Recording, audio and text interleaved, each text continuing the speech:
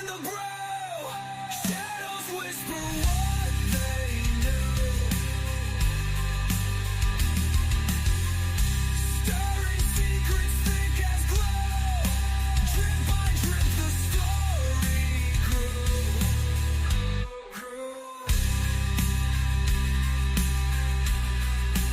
Drip by drip the story grew.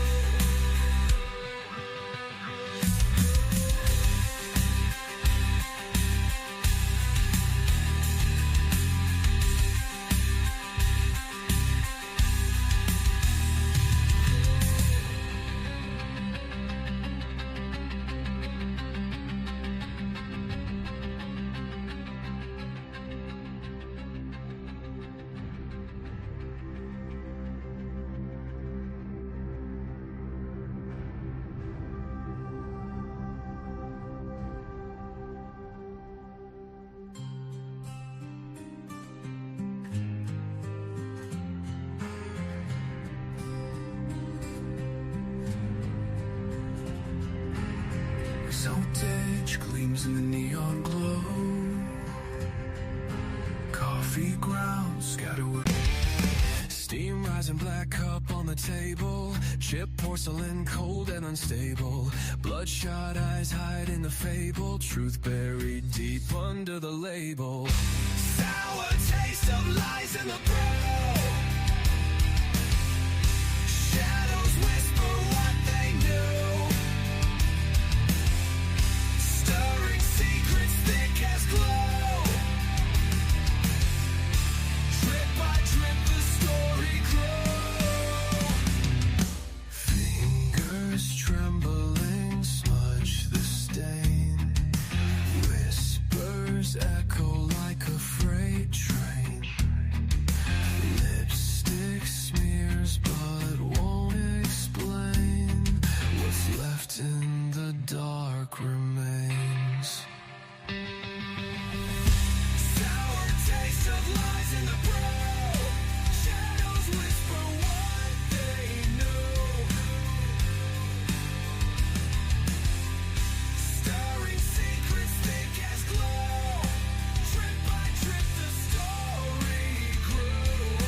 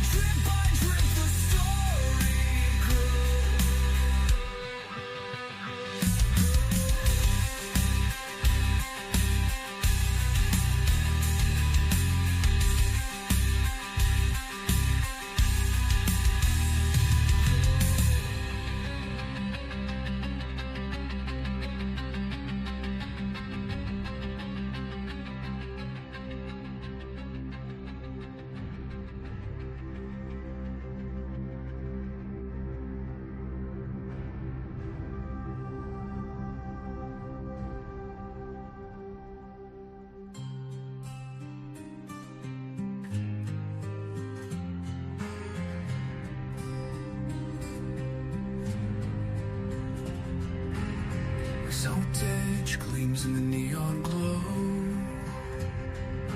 Coffee grounds scattered with steam rising, black cup on the table. Chipped porcelain, cold and unstable. Bloodshot eyes hide in the fable. Truth buried deep under the label. Sour taste of lies in the brew. Shadows whisper what they knew. Stirring secrets thick as glue. Drip by drip the story grew. Fingers trembling smudge the stain. Whispers echo like a freight train.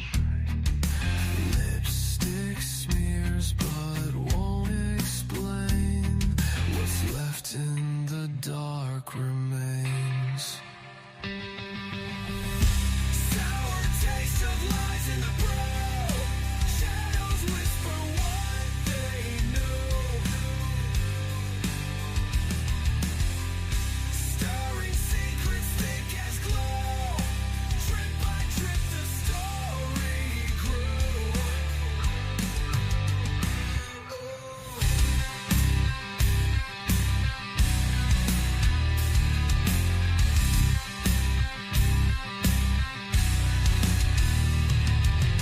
Fingers trembling smudge the stain. Whispers echo like a freight train. Lipstick smears but won't explain. What's left in the dark remains. Sour taste of lies in the brew. Shadows whisper what they knew. Stirring secrets thick as glue. Drip by drip the story grew. The knife's edge gleams in the neon glow. Coffee grounds scatter where the truth won't go.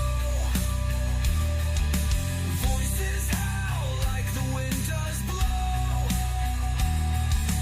Sin brewed up in this grim tableau. Sour taste of lies in the brew.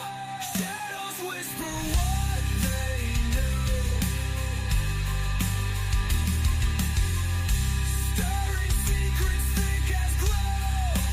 Drip by drip the story grew.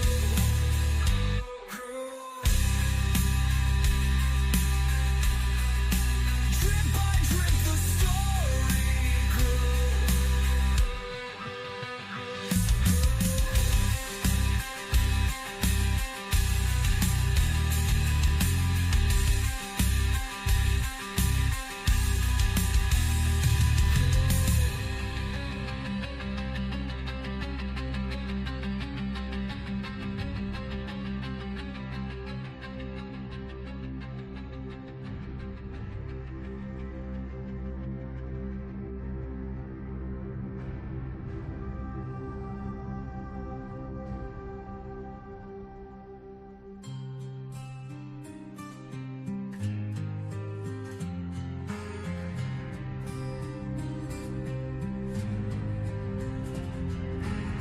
Saltage gleams in the neon glow.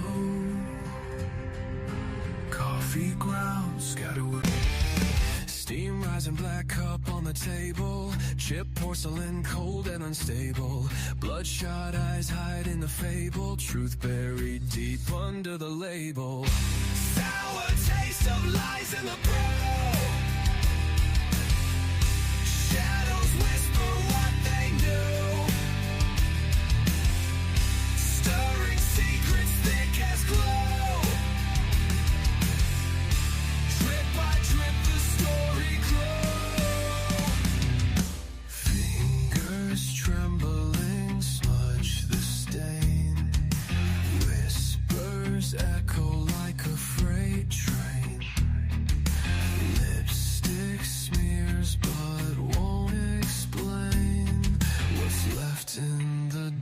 dark remains. Sour taste of lies in the brew. Shadows whisper what they knew. Stirring secrets thick as glue. Drip by drip the story grew.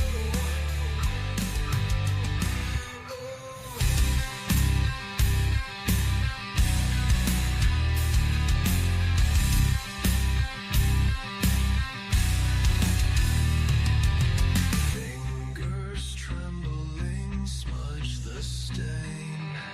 Whispers echo like a freight train. Lipstick smears but won't explain. What's left in the dark remains. Sour taste of lies in the brew. Shadows whisper what they knew. Stirring secrets thick as glue. Drip by drip the story grew. The knife's edge gleams in the neon glow. Coffee grounds scatter where the truth won't go. Voices howl like the wind does blow. Sin brewed up in this grim tableau. Sour taste of lies in the brew. Shadows whisper what they knew. Stirring secrets thick as glue. Drip by drip the story grew.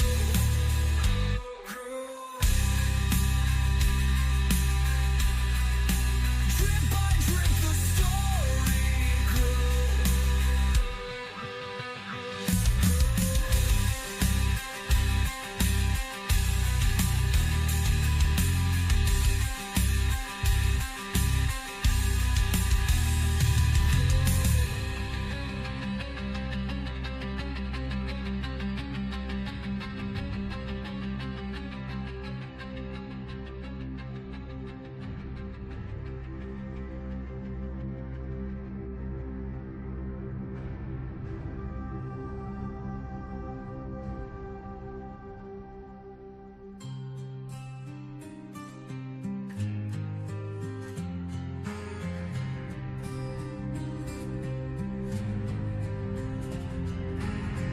Voltage gleams in the neon glow. Coffee grounds scatter with steam rising, black cup on the table. Chipped porcelain, cold and unstable. Bloodshot eyes hide in the fable. Truth buried deep under the label.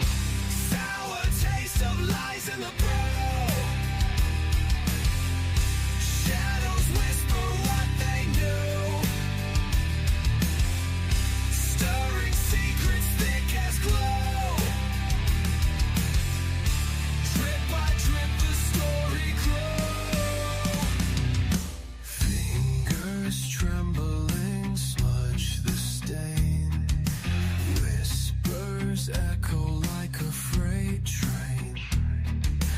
Lipstick smears but won't explain. What's left in the dark remains. Sour taste of lies in the brew.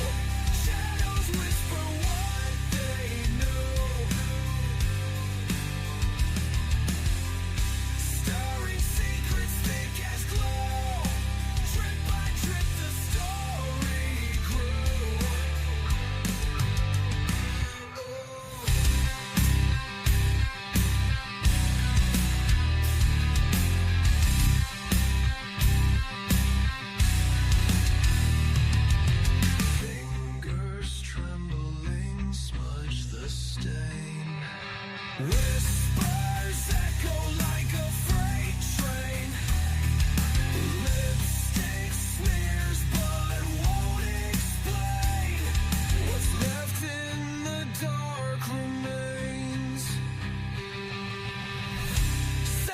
taste of lies in the brew.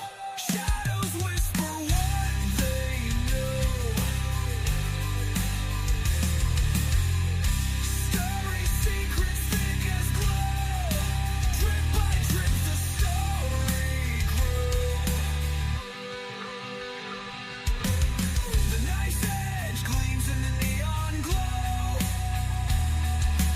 Coffee grounds scatter where the truth won't go. Voices howl like the wind does blow. Sin brewed up in this grim tableau. Sour taste of lies in the brew. Shadows whisper what they knew. Stirring secrets thick as glue. Drip by drip the story grew.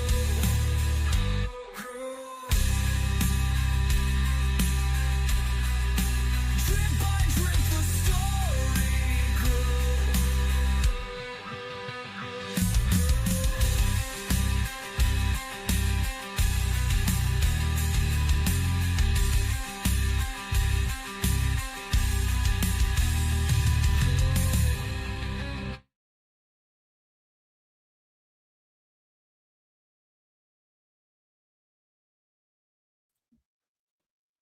All right, all right. Welcome back to the KB guys. We are open for business. Great to have you guys back in the house again with us today. Grab yourselves a seat, a nice cup of whatever you want it to be.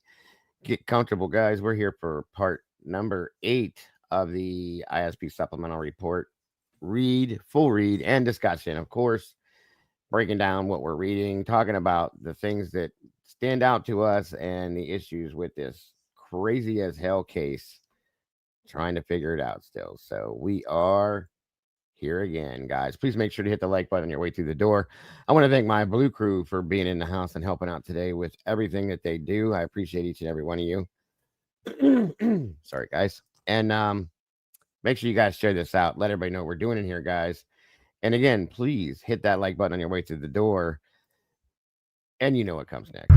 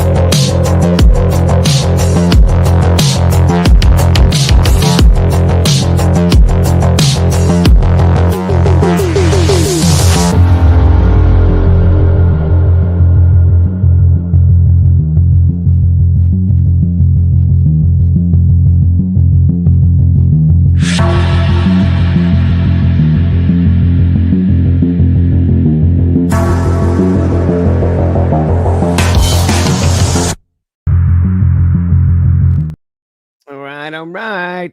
Hey, hey, hey. Welcome back to the cafe. Great to have you all here this morning. Thank you again so much for joining me. Hit the like button, share it out. Let's do some reading today. Much appreciated. I want to thank those of you that I saw over this morning over at Miss Annie, Miss Potts. Guys, you're amazing for supporting her. She does amazing things. It was a great show. Very informative and intuitive. Telling you, I love it listening to her. I thought finally starting to get the notifications on her.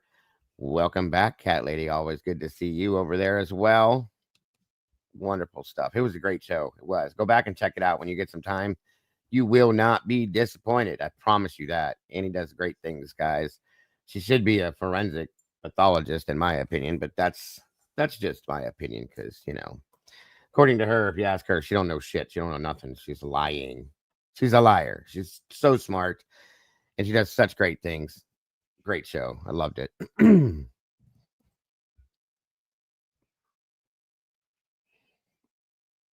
Oh, no worries, Kent. I know that. Um, Come on in and get comfortable, guys. Pick a table. We got plenty of them. Grab a seat. Run up to the counter. Grab yourselves a cup of Joe, tea, coffee, whatever it may be. Sit down and have a conversation with me, please, if you will. Who do we have in the house with us today? It looks like Miss Tandy's on her lunch break with us, as always. I love it. I love it, love it. Of course, the amazing and awesome Northern Canadian cat lady. Good to have you here. SRBBBBB. The tomboy out driving around like she's always doing, being the chauffeur. Simply solo. Welcome back to Yinzal. Good trouble. Good to see ya, as always. Hope Norris, welcome back. It is. I've been told the green is my color. I like it. It makes my eyes stand out for anybody that cares about that, of course. Cat K, wonderful to see you as well. Kent Corbett again. Welcome, brother. Good to have you. Hemisphere, same to you, my friend. Sorry, guys. Let me see. Samira Davi, good to see you. Miss Rowena's in the house. Always love seeing you, Ro. Thank you for being here. Eddie's back. Welcome back, brother. Good to have you here. Thank the Lord. Fizzy's fizzing around in here. As always, love seeing you, Fizzy. Thank you for joining us. Let me see. Show. Let's see. Who else do we have in here? I may have missed. I hope nobody. That tomboy, like I said, out driving around. Give me 1 second. Hang on.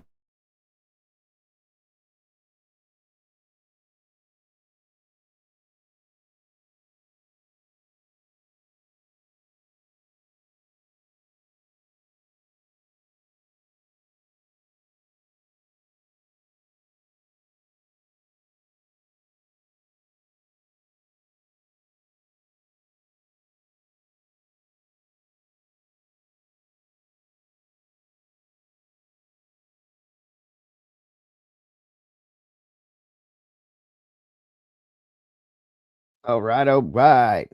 Come on in, come on in. Inside your bones. Good to see you today again. Mittens for kittens. Show. Let me see. Way down under in Australia. Gotta love it. Dago must be growing his own coffee beans. Why would you say that? Because I'm definitely not. Cammy Q, what's up, girl? Love seeing you here. Great to have you back. Witchy, welcome back to you. The 360 Life's in the house. Good to see you.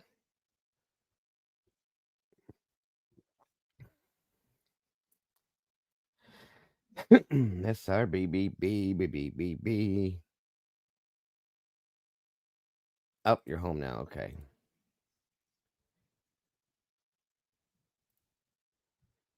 Here, but also working on getting Vampire Diaries books together to sell so I can pay for. Oh.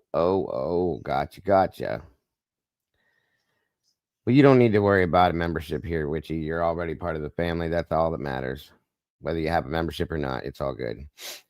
Annie Ruler, welcome back from Vegas. We appreciate you, Cammy. Thank you for doing that. Let's see. Yeah, some wild things in this case every other day, folks. I'm just saying. Like I said, Annie, if you missed it, please go watch Miss Potts show. She did a great show, guys. Really informative about the blood spatter stuff and the pictures, which she did make a good point. I may do that too, is pull those photographs we have and start going through them one by one and looking at what we see. That's an important thing, is what we see within the crime scene in those photographs can tell its own story, folks, if you think about that. You know what I mean? So a good idea to do. When she was pulling them up, she was finding things in these photographs that it was like, holy shit, that's amazing. Like I said, I think Annie should have been for a forensic pathologist, a female Dexter. True Seeker, how are ya? Miss Jen 7 back in the house. Good to see you, Jen. Always happy to see you. Michelle F, welcome to you. Good to see you today.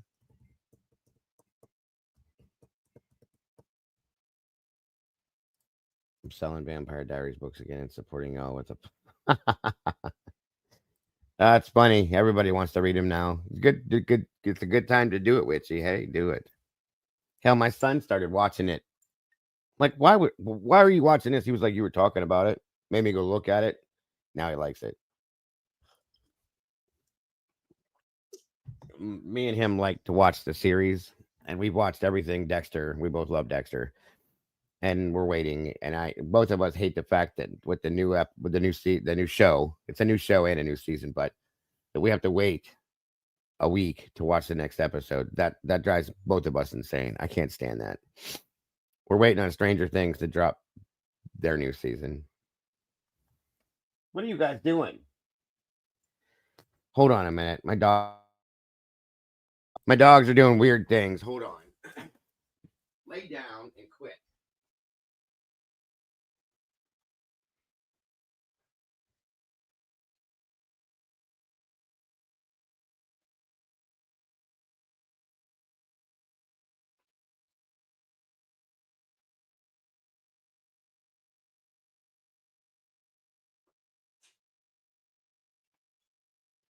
Get out here now. Go to your cage. All the way to your cage. Go. Go to your cage. You know you're not supposed to be up there.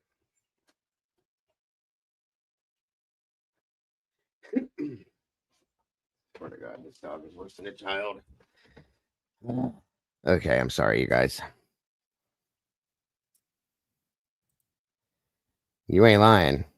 I'm not even calling them coincidences. That's the problem.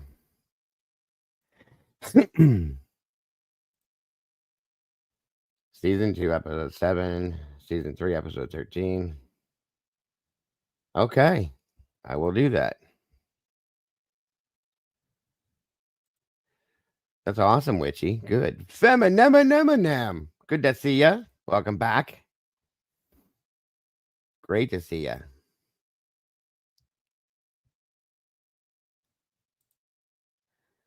JD chatting, Jack Decor chatting with Kaylee. Oh, I'd like to know. I'd like to know. If you know, you know. If you don't know, we need to know. Come on in, everybody. Get comfortable, please. 2071 peeps in the house, 43 likes. We can do a little better, can't we, guys? Can't we? Can't we?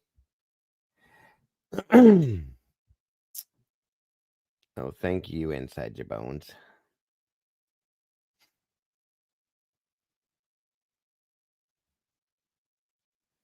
That's right. Not in true crime, there's not. Nope. Nope. It either is or it isn't. Facts are facts. That's the way I've learned it. Kiki Can, welcome to you. Great to see you. Caught you on Annie's live. Is there a time difference where you are? I am Eastern, so it's 11:15. Oh, so 11:15. Yeah, it's 1:39 right now, Kiki. So I'm Eastern too.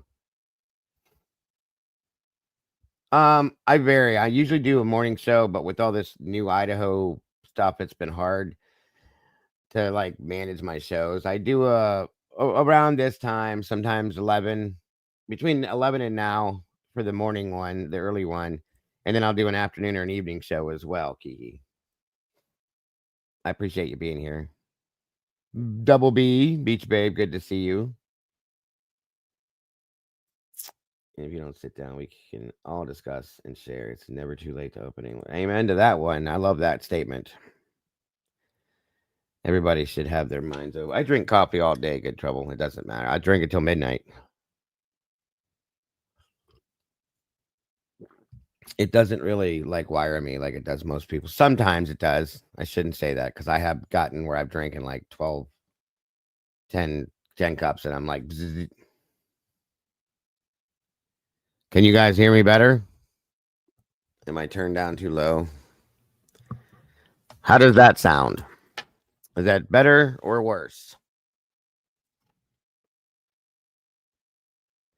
Well, because of my ADHD, Beach Babe, I think that's why it does that to me. But I do get a little wired if I have just a lot.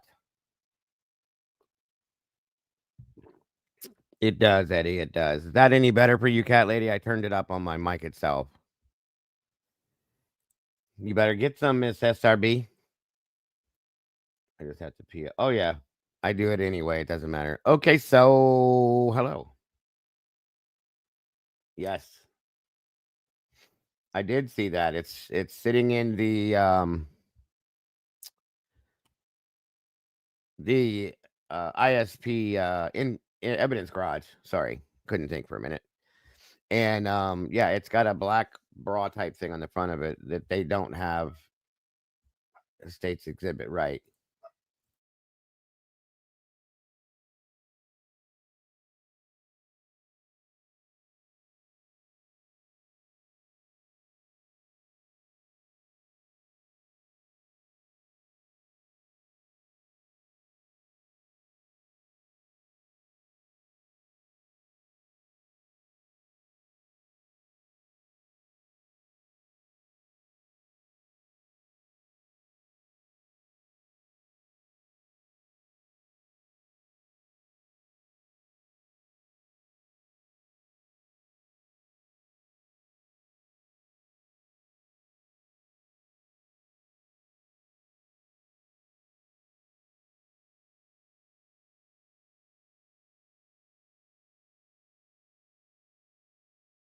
Sorry, Amazon was dropping something off for my son. Meg P, the megastar's in the house. Good to see ya.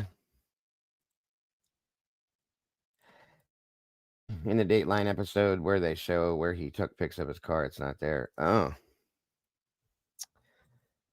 maybe he got it for Christmas and put it on his car and then lost it, of course.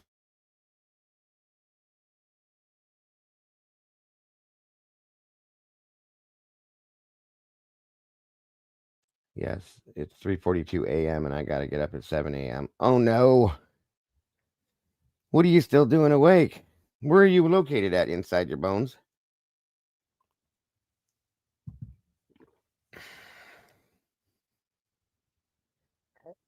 I think so, Ro. Yeah.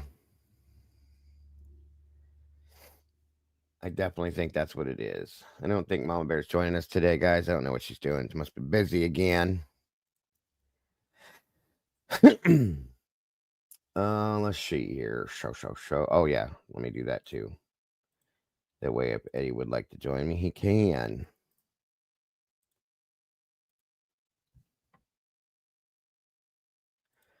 Bada bing, bada boom. Forget about it. It's a fugazi. Angel D, another Aussie in the house. Welcome to you, Victoria, Australia. Where are you at, Angel? I have another friend that lives in Victoria, Lisa. I have a friend that lives in Perth too.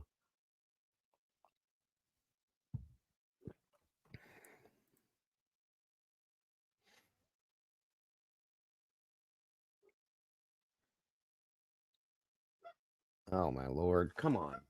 Stop it. Hang on. Would you guys please stop barking every time the wind blows?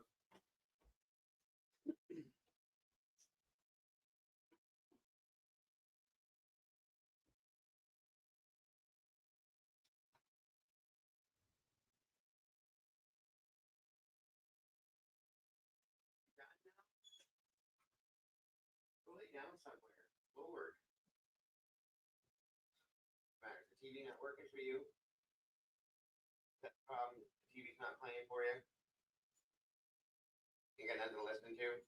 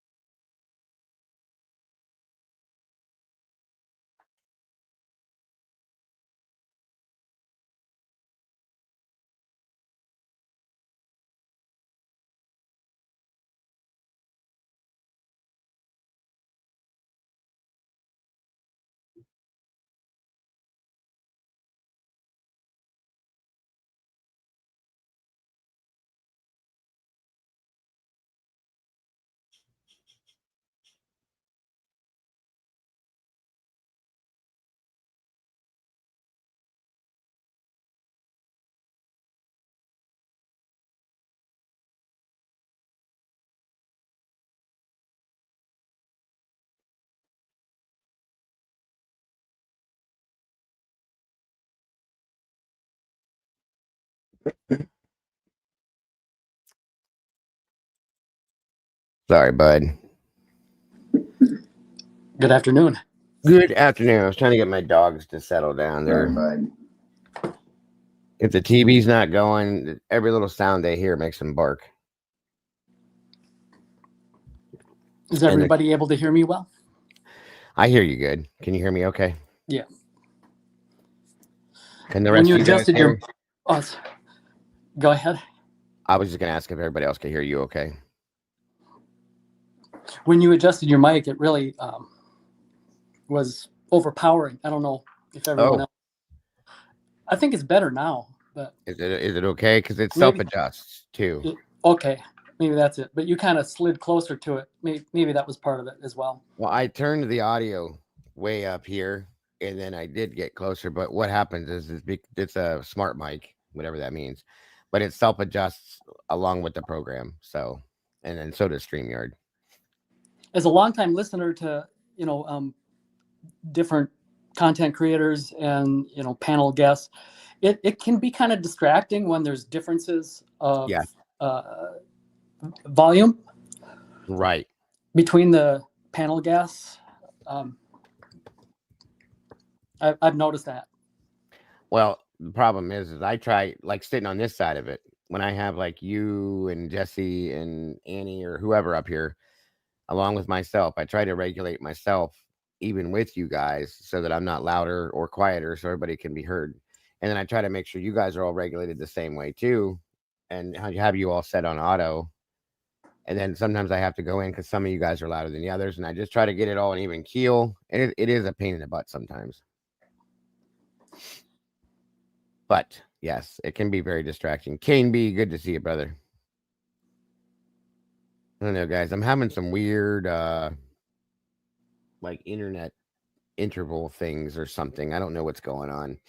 My TV services aren't playing right, and something's not playing here sometimes. It's just so tired of this internet shit all the time. Meanie, what's going on? There you go. I fell asleep on you last night. I was hanging in there, but it got kind of late. You had a long it was a stream. late one. It was a late one. I'm sorry. It's all right. Did you ever get to the topic of the interstellar comet? I didn't. No. I probably do that tonight. That's interesting. It is interesting. It is. I don't know if anybody's looked into it, but they're talking about whatever it is could be nuclear propelled, and I was like, what? There's going to be a lot of that. That's kind of silliness, but on a serious note, it is from a different solar system. It's not in our cosmic neighborhood. It's from somewhere else. Yeah. And that's very unusual. That doesn't happen too often. No. So we're kind of, I guess, special. We're being visited by a foreign guest right now. Yeah, they're coming from another solar system, and I'm real curious what that's all about. It could be an asteroid, a comet, or maybe it's Mulder and Scully coming back over to say hi. Kiki said she thinks it has a tail. That would make it a comet then, I believe. Am I correct on that? I think. Yeah, I think you're correct. Yeah, it is a comet. Yeah. Well, we got another one. The last one I remember was Halley's comet back in, was it 87? That went by, I think. Thank you, Swamp. They're saying it doesn't have a tail at that Harvard. Oh, see, I didn't follow it that much, but we are going to look into it at some point here because I'm interested in all that kind of fun stuff. Saturday, because I don't have a, hold me to it too. Remind me, you guys. I'm talking to my mods mostly, but all you guys. But Saturday night, we're going back to our strange, weird, or creepy, weird, and strange, unexplained paranormal stuff on Saturday night because we didn't get to do it this past Saturday because of my son's graduation party. So we will be there this Saturday night. Miss Kiki, if you're interested in joining and jumping into it with us, I'd love to have you there. But it's just Ziva and Tony there on an SB. I love that SRB. That's great. But yeah, it's definitely interesting, Eddie, for sure. Hey, Taylor, good to see you. Yeah, I'm fascinated by everything, outer space. Oh yeah, I mean it's yeah. Well, I'm an X-Files like crazy fan. So that'll tell you my interest. They wander all over the place. But yes, I love things from space. Always have. I was the kid that would make everything into a spaceship. Build them out of boxes, cardboard tubes, draw them, all sorts of fun things. And when I was little, when I was small, because I didn't know better, I wanted to be an astronaut at one point. Until I got a little bit older and realized that would mean I would have to leave the ground here and go up there. That all changed for me. So not a fan of it. I don't like flying, let alone leaving the planet. But it is interesting what's out there. And I always used to, because back in the day, we all know, I used to smoke a bit of the Mary Jane and all that fun stuff. And I used to do it a lot. And I would sit around thinking about things constantly. I'm always thinking. That's the ADHD. And would come up with the dumbest statements doing that. Why is that still up there? Hold on a minute. I'm sorry, you guys got to change that. About like outer space. We know where Earth is and where we're at, where all the planets are and all that. And there's space. And my friends used to hate me because I used to say this to them all the time. Like, does anybody ever think about like what comes before space? They just look at me like, why do you do this? I said, I can't help it. I can't stop thinking. Everything has a beginning and an end, right? So where does space begin and end? They're like, it doesn't, stupid. It's infinite. I said, are you sure? How do you know that? How does anybody know that? So yeah. And no, please don't comment with me with the earth is flat, any of that stuff. I can't handle that. I'm sorry. Yeah, I think way too much. And I've always been a deep thinker and a wide range thinker. That's why this stuff is so interesting to me, because I look at everything with it. So yeah, I'm with you. Someone trying the earth is flat bit is just, I think they're trying to be ridiculous, stubborn. You have to. Yeah. Contrary, anti-establishment, whatever it would be anything considered. That they can say to go against. Yeah. Yeah. And I don't get on board with they faked the moon landing in 1969. I think it's legit. I mean, I looked into it when it was brought up, because I do with everything, I'm that guy, but no, it's legit too. Why would they go through all of that just to prove that to us? For what? To prove what are they proving to us as a people? Like, oh, we did it. Okay. Good job. Then what's the big deal? I'm not saying it's not a big deal, but to go through everything they had to go through to do that, if it was faked, that's ridiculous, folks. Think about it for a minute. So I think the moon was real. I think there's been other missions that have gone there that we may not even know about. They don't put everything out to the world. Hey, Kara, great to see you. And it's beautiful too. It is. I agree with you, Gaia. The moon is very, very. I love, like, sometimes, guys, I go into my one thing I'm grateful for the internet for. We could have never done, back when we were younger, but there's live cameras all over the world, and I look at them all. Like, I'll go hang out in South Beach sometimes, or in California, and hang out there, and Florida, and over where Jesse lives in Thailand and stuff like that, watching their live cams, what's going on. Well, NASA has many of them at the space station in different places. And it's so cool just to watch. I'll just sit and watch it sometimes and wait to see if I see something fly by. You know what I'm saying? It's just, I'm a nerd, folks. I'm a deep-hearted, all the way rounded nerd, period. And I'm proud of it. Nothing to be ashamed of. So, but yeah, I love that stuff. It's so interesting to me. Anything that's not the norm, that you walk out your front door and look at every day, I want to look and talk about it.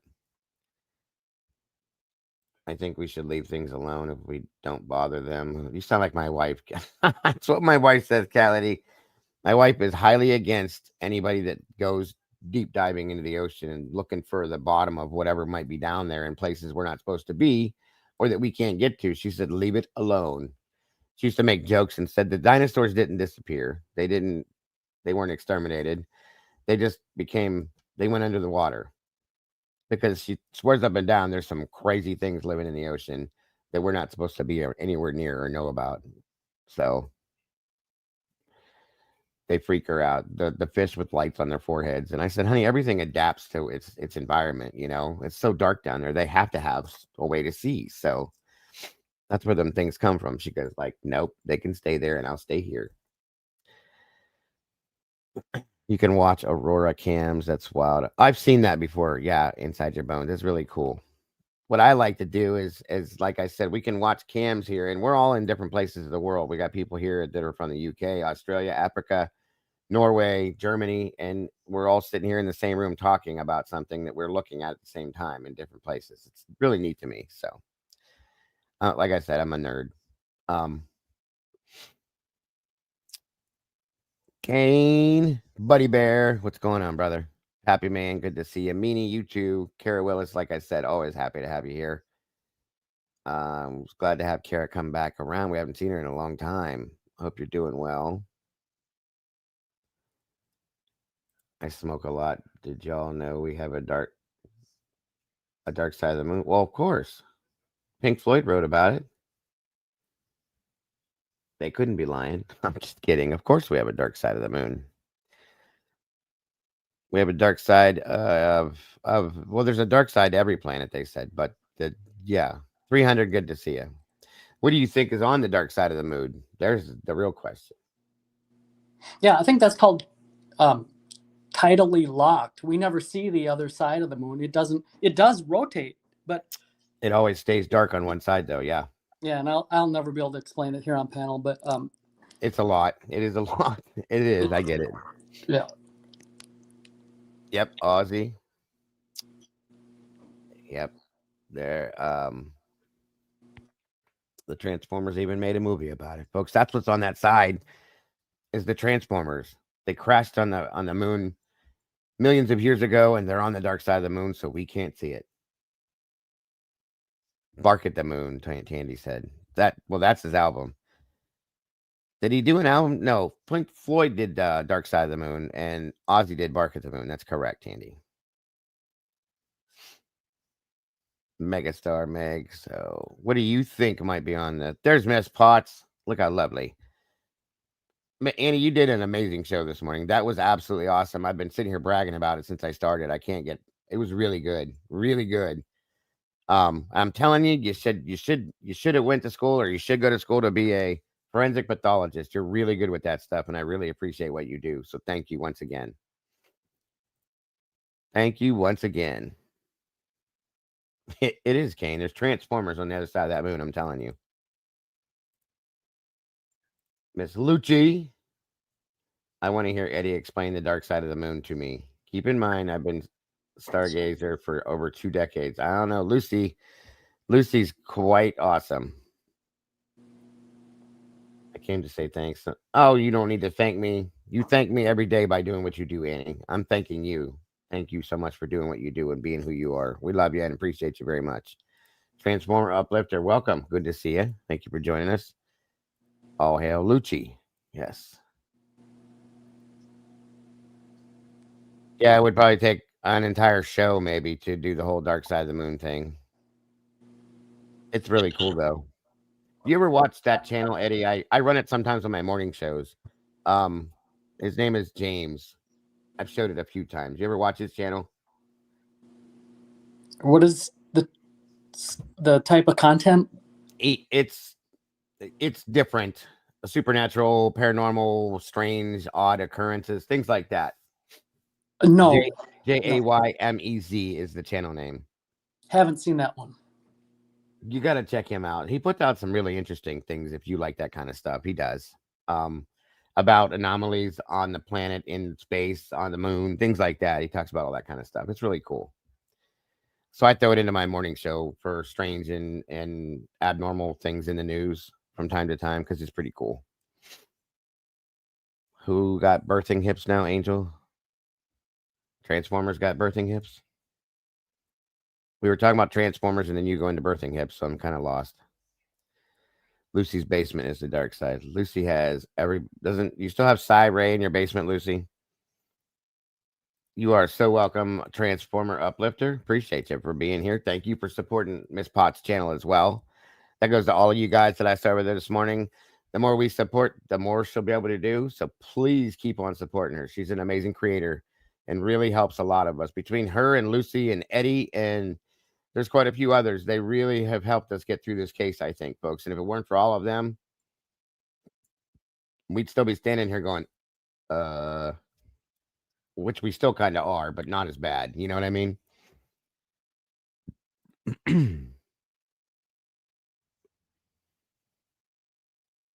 Fletch, love the name. Welcome. Birthing Hips, Optimus Primed.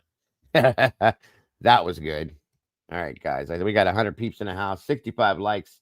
Let's make that match, guys, and get these documents reading again.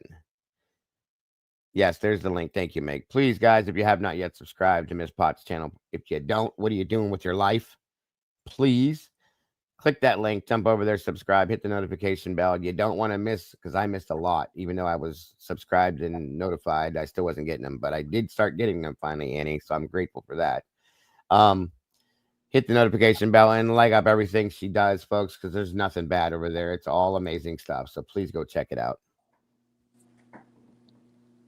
Now, if you want any help reading these, I'm always willing. There'd be two things I'd have to mention first, and the first is that I get I'd be reading it from my PC, and I'd be getting commercials now and again, so I would have to break off and wait to. No problem. I don't like to ask you guys to do it if you know it sucks. I'm presenting it to you.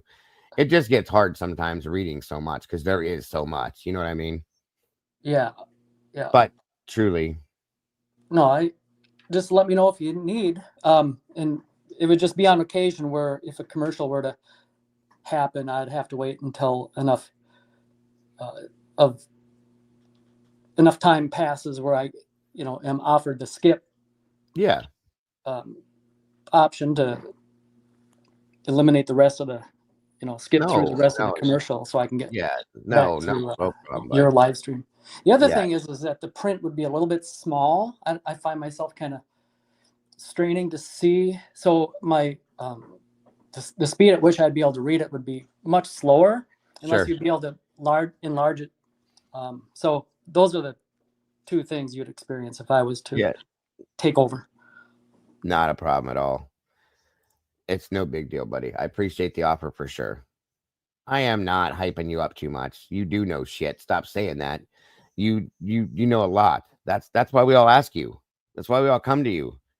We all work together with each other to help each other. Oh no, don't even tell me. Okay, folks. If I disappear, it's because it's monsooning out of nowhere outside. Also, this is great. So that you guys know my internet scenario. If I disappear, that would be why. My apologies. Hopefully it doesn't happen.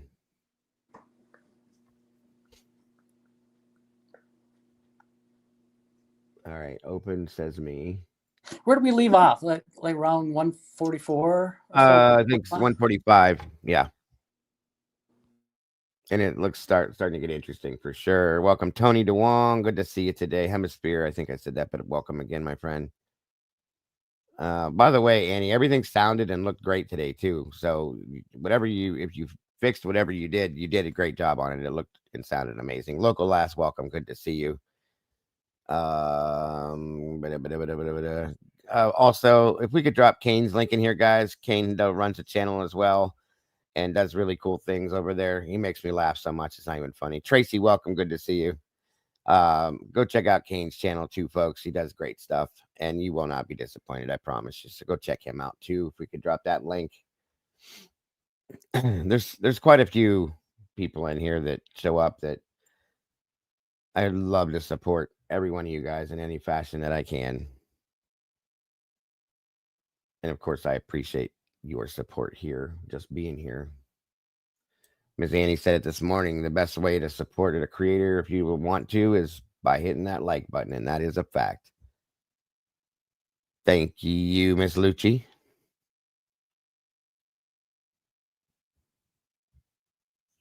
Amanda Smith, welcome. Good to see you.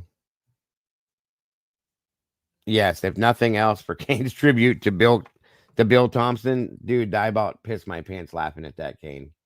Somebody brought over and dropped it in the picture in my Discord, and I about pissed myself. It's too funny to me. Oh, no problem, brother. You know, it's CJag. Good to see you. They go, wait, what? You weather is drunk in my backyard. It is cold. It's been cold. It's going down to 40 tonight, folks. What the hell? It's August still. Like, what is going on? I'm not complaining because I love it, but it teases me about fall, and then it'll get hot again, and I'll be pissed off because I really don't like summer at all. I don't like daylight, sunlight, and heat. I think I'm a vampire. My mom used to tell me that. I never turn lights on if I don't have to. Okay, guys, number 145 is where we're picking up at today. We're about to come into some pictures, some other stuff. Oh, come on, get back up to 145. Please. There we go. Texas, yeah, Texas it's always summer. And by the way, Annie, just so you know, the link is pinned at the top of the chat. You have an open welcome to my channel, my panel for everything, always. Speaking of, thank you so much. Thank you, Diego, for always being so cool and down. Well, thank you for just being you, Annie. We love you. We appreciate everything you do. So thank you for that super chat and that statement so very much. God bless. That's very, very generous and amazing of you, dear. There we go. Oh, got to turn that off too. God, I forget everything.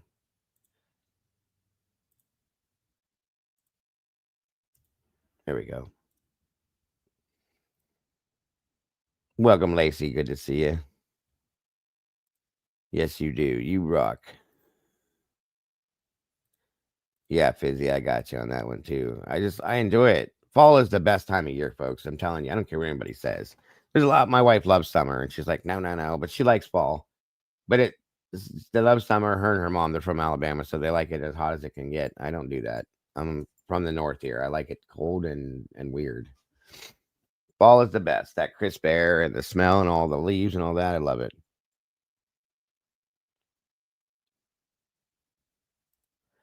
Law officers of Daniel C. Myers mentioned you.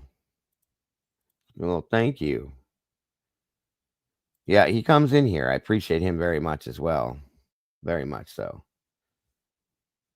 I'd like to have him join us up here to discuss some of this stuff one of these days if he wasn't too busy. I know he's very busy. All right, guys. So this one here is number 145. It says on January 12th of 23, I conducted an interview with blank at the Moscow Police Department located at, well, we don't care where they're located. We know. She is a blank studying blank at the University of Idaho. She lives at blank apartments in the city of Moscow, and she met Koberger at blank apartments at a pool party over the summer prior to school starting approximately in August of 22. Koberger walked into the office at blank and looked a little lost. He came over and asked her how to get to the pool. She was wearing a sundress with a swimsuit underneath. While they were talking, he couldn't really control where his eyes were going, if that makes sense. She said he was blatantly looking at her. Most people are more discreet. It was weird. Here we go, folks. Forewarning, we're going to go back in and degrade Brian some more. I'm so sick of these. If I could pick them out, I would, but we have to go through it all, I guess. She showed him where the pool was. There were a lot of people there. Koberger came alone and looked like he didn't know anyone, which he didn't, but moved from group to group. She went out to the pool with her friend Blank and Blank's husband. Oh, I know what this is about already. Gen 7, good to see you. I know. Right. I was going to say, not all guys do that, but most guys, if a woman, an attractive woman is standing in front of them, most women are attractive to most guys, okay? And you're going to look at them. It's not unnatural. It doesn't mean that he's a freak or psycho or anything. Thank you so much, Carolyn. Welcome, and I appreciate the super chat so much. I don't know what that is. 5, is that pounds, Eddie? I think pounds. Yeah, I think so. Pounds? Okay, thank you, Carolyn, so very much. I appreciate that, dear. And God bless. We appreciate having you here. What did I miss, Tomboy?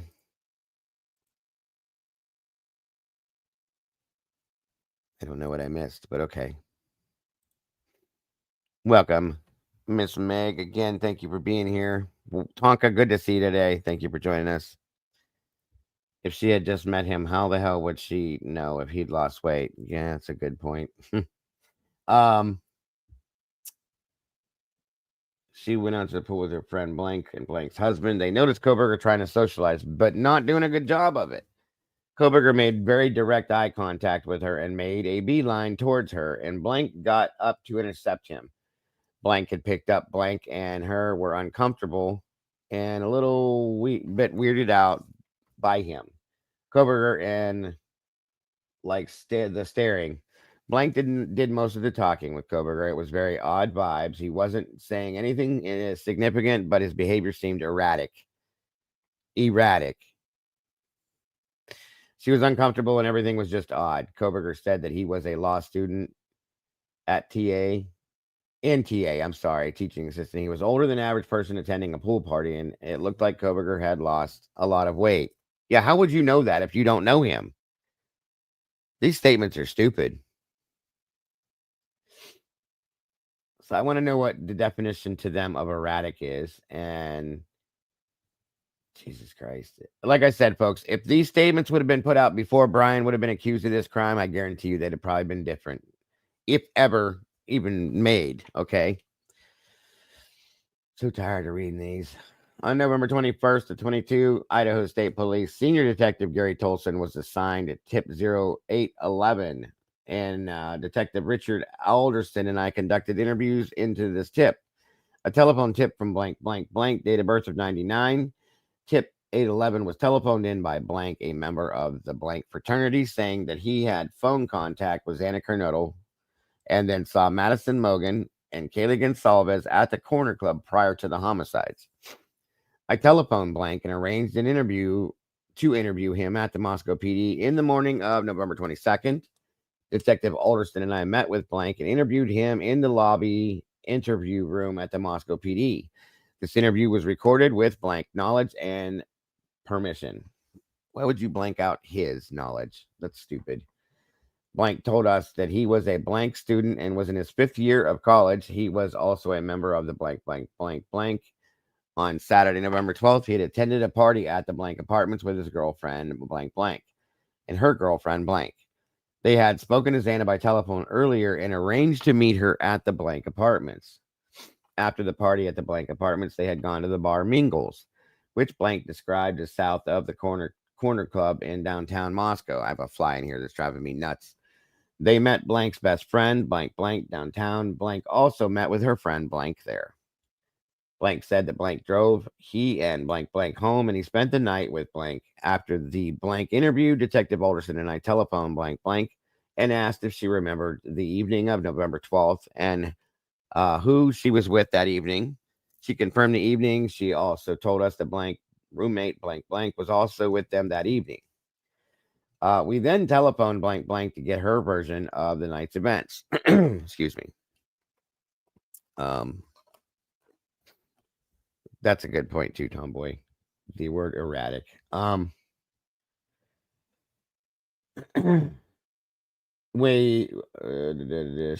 told us the same events, but added that they also had gone to John's Alley bar and it was packed, so they left and went to Mingles.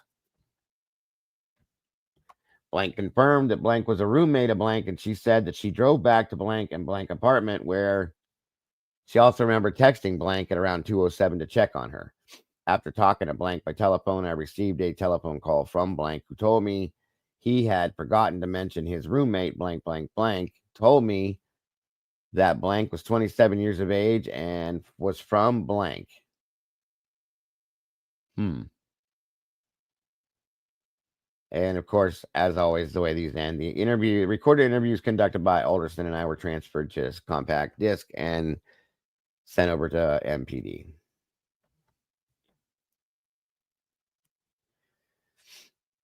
All right, so on February 10th of 23, at about 11:10, I spoke with Blank at his residence regarding a possible sighting of Koberger in the early morning hours following the homicide of Mogan Gonsalves and Kernodle. And Chapin, of course. After advising Blank of the purpose of my contact, he provided the following information. He and his wife, Blank, identified by her Idaho driver's license, were the only residents at Blank. He knew all his neighbors and did not know of anyone named blank blank. The residence is in a rural area with very few neighboring residences. The neighbors who shared his driveway were blank and blank blank, and their address was blank blank blank. I confirmed this information by their mailbox and Idaho driver's license. The pond at the end of the driveway had been frozen over before the homicides, which occurred on November 13th of 22. Neither he nor Blank had observed anything like what was reported in the tip. After providing Blank my contact information, I left the residence. Due to the brevity of the content, no audio recording of the conversation was made. So the tip itself, oh, I skipped that. I'm sorry. It says that they reviewed a tip that was sent to them. I believe it was number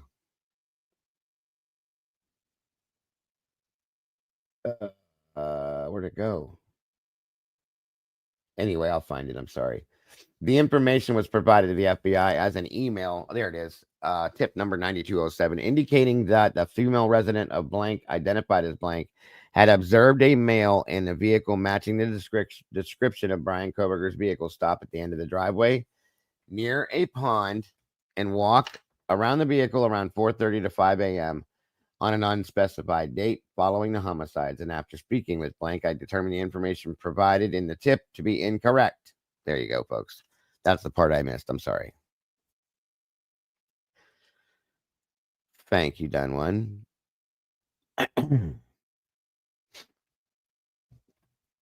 All right. I'm guessing that this is the area here, folks, that they were talking about here. That's a map of it right there. Very rural area. There's the pond. That would be the driveway. And it was incorrect, as most of these tips have been, ridiculously. But hey, you never know. This was a rural area. An elderly lady came forward. She said she lived out there in the vicinity, home alone. She had on her porch light. Her dogs were barking like crazy. She got up. She looked outside, watched a man parked in her driveway out of the middle of nowhere. And it ended up, and it's cut off, so I can't really see it.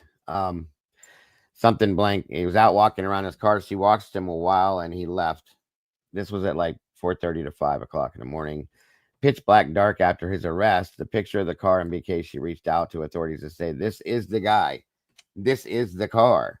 That was at my place in the wee hours of the morning. I thank God that blank, blank, blank. Where did this information come from? Blank, blank. I believe it was on the News Nation, possibly Banfield. Follow-ups to tips. Well, they don't do that, so and it says that Gary Tolson reviewed several tips and was assigned to contact or attempt to contact several subjects during his time. Brian Christopher Koberger was identified as the suspect perpetrator and was later arrested. The following tips were evaluated by investigators. Follow-up was started and some subjects were contacted. So they're saying that they did follow up with some of these tips even after Brian was arrested, as we saw with those last few reports, that they just stopped doing it because he was arrested, which is ridiculous. These are just, and it's all blanked out, so we can't tell. The witnesses that they spoke with, there's no follow-ups here, folks. There's nothing here at all that reads with any of the follow-ups. So I think this is bullshit once again. See it? It's all blacked out, and there's nothing giving us any kind of information here about the follow-ups. Oh, we have tip number 0763, blank, date of birth of 1969, works as a blank at the blank, blank, blank in Moscow. She wrote several lengthy emails to the Moscow PD outlining her thoughts on a homeless man she had spoken to prior to the murders in Moscow. She said that this lengthy conversation took place out in front of her place of business next to the Coke machine her son had placed there for money. She believed this conversation took place on October 18th. Detective Sergeant Van Leuven and I conducted several lengthy interviews with blank blank, as well as other multiple interviews with persons supposedly associated with or have dealt with this homeless man blank blank thought was possibly involved. The persons that were interviewed on this tip are blank blank blank blank blank blank blank blank blank. Of course they are. This tip also led to oh shoot, hold on guys, I gotta turn my thing on.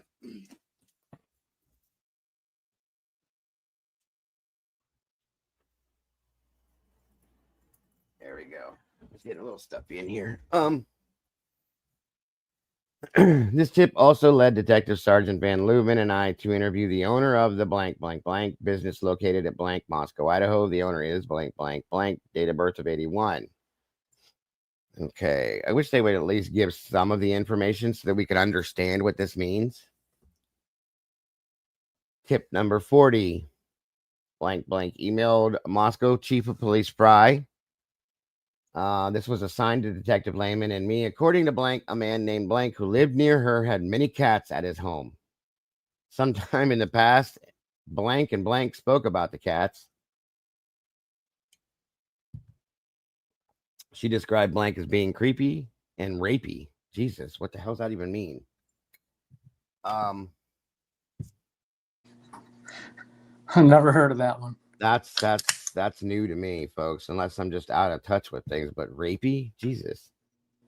And he had been walking in the neighborhood more than he usually does. Blank wrote that she was aware of blank pulling a knife on someone at the blank several years ago. This led us to the blank located at blank Moscow. I telephoned the owner, blank blank, and he told me he had owned the blank for over 16 years. They used to be open at night, but because of the fights and other disturbances, he was no longer open at night. He did not remember a knife incident, and he did tell us that he had video of the street and the food truck, the grub truck, of course, where Maddie and Kaylee were seen on the night of the homicides. Oh, right, Tonka. Hold on, guys. I'm trying to keep up with you guys as well.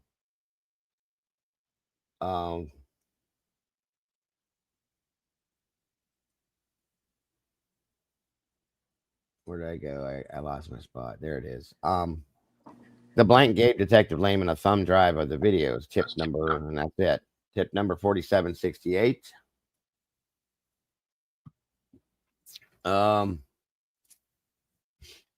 Blank blank blank, date of birth is 96, lives in Moscow at blank. This was sent in by blank blank blank blank blank blank. She thought that he could be violent and he owns knives. He is also in the National Guard. I wonder if that's who I was thinking of. The one guy that I was trying to find his name from before. Let me write that down just to remind me. Okay. Detective Walker telephoned his National Guard contact, got a second address for blank blank in Moscow. They had no apartment number. This address is a large apartment complex. A vehicle description and license number of a vehicle registered to blank was obtained. ISP Detective Cody Herman, paging Mr. Herman, and I drove by both locations. No vehicle was spotted. The next day, Detective Alderson and I then discussed email tip 4768. Detective Alderson told me that blank blank goes to blank and he has spoken to her in the past. Detective Alderson telephoned a blank of blank and got blank blank telephone number. He called her and left a voice message. Blank blank and Detective Alderson spoke by telephone later in the week. She had no other information on blank blank than what she called in. During this time, Koberger was identified as the primary suspect in the homicides and later arrested out of state. Tip number 4400. This tip is associated with multiple people. One is a blank blank, and the other is with a blank blank email tips. They are all linked to tips. So 4119, 3140, 3235, 4630, 5613, 3499, 3638, 2778, all from blanks. All the above tips, 4400, stem from a YouTube medium reading. Oh, wait a minute. I think I know what this is. This is where we got the name that I can't find anymore. Stem from a YouTube medium reading from a blank who led some viewers to believe that a blank blank blank date of birth of 98. That's the guy, Moz, that I've been talking about right there. A member of blank family was somehow involved in the homicides in Moscow. The blank family used to have a restaurant in Moscow called the blank, which used to be located next to the blank blank restaurant. The viewers of the YouTube reading who emailed in the tips believed that blank blank had been involved in the Moscow homicides because he had a fixation with Kaylee. Blank blank father, blank blank was a blank of blank at the blank. Of course, damn it. I would love to remember this guy's name, and I cannot for the life of me. I've been trying to for 3 months now. Because we did a deep dive into him after somebody had sent us a tip about that whole psychic reading thing, and I'm like, I don't really follow that stuff, but give me the name and we'll look into it. And we looked into the name, and it was actually, it really was, it matched up to a lot of things. And so we looked into the guy, and then other things went down. Brian got arrested, and we lost track with it, and I cannot find him now. It's driving me nuts. Oh, no problem, Kent. The bagel guy, yeah, it was the bagel baker guy, whatever. And I'll be damned if I can find the guy's name. It's driving me insane, you guys.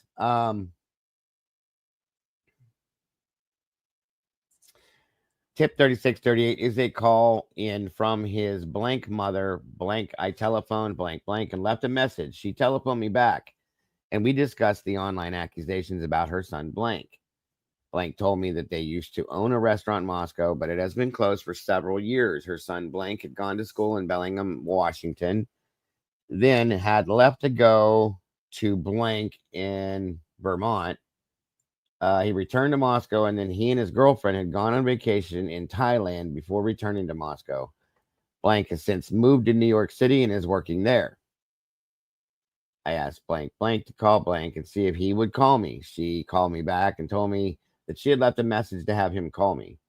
Blank blank also told me that another owner of a restaurant in Moscow, blank blank, had to deal with similar online accusations against her son by people who had watched the blank blank blank YouTube video. The restaurant blank owns is the blank blank located at blank in Moscow. Later that day, I received a telephone call from blank blank. He told me he had attended college in Bellingham, Washington from fall of 2016 to 21.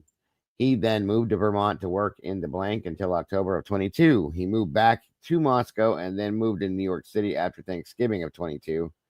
He now works manufacturing guitars in New York. So right after Thanksgiving, he moves all the way to New York. That's interesting. Wouldn't you say there, Eddie? Welcome, Jesse. It is. I don't know if I'd make too much of it. I'm not going to go, yeah, but it's like when we looked into this guy, there was a whole lot of red flags with him in this case. And it just bugs me that right after Thanksgiving, which is right after this happened, you move off to New York City and you don't come back since. That's crazy to me. But like you said, I'm not going to make a lot of it yet. Blank told me that he did not know any of the students who were murdered, and he didn't remember ever seeing any of them or meeting any of them. See, that's not true, because he did know who Kaylee was. See, there's the problem. That's what these things like this, I don't like that. He knew Kaylee and she knew him. So, God bless America. I can't remember this guy's name. On December 6th of 22, Idaho State Police Senior Detective Gary Tolson was assigned to hand out adult victim background questionnaires again, AVBQs, by Detective Joe Lake. I was given several people to contact. One of those was blank, blank, blank, date of birth of 2000, who was a blank friend of Kaylee J. Gonsalves. I telephoned blank on December 7th, and she answered the phone. She agreed to come to Moscow PD at 3:45. At the PD, she was met by Detective Cody Herman and me. I gave her the adult victim questionnaire to read and fill out. I'm sorry. After she filled out the ABBQ, Detective Herman and I spoke with her going over the questionnaire. This interview was recorded with blank knowledge and permission. Blank told us that she thought Kaylee was blank and was really in contact with them. Meaning, and I think that means, because somebody else covered this, Kaylee was estranged from her family, was rarely in contact with them. Kaylee considered Maddie her closest family member. Kaylee's ex-boyfriend, Jack DeCore, and Kaylee were still on good terms after their breakup.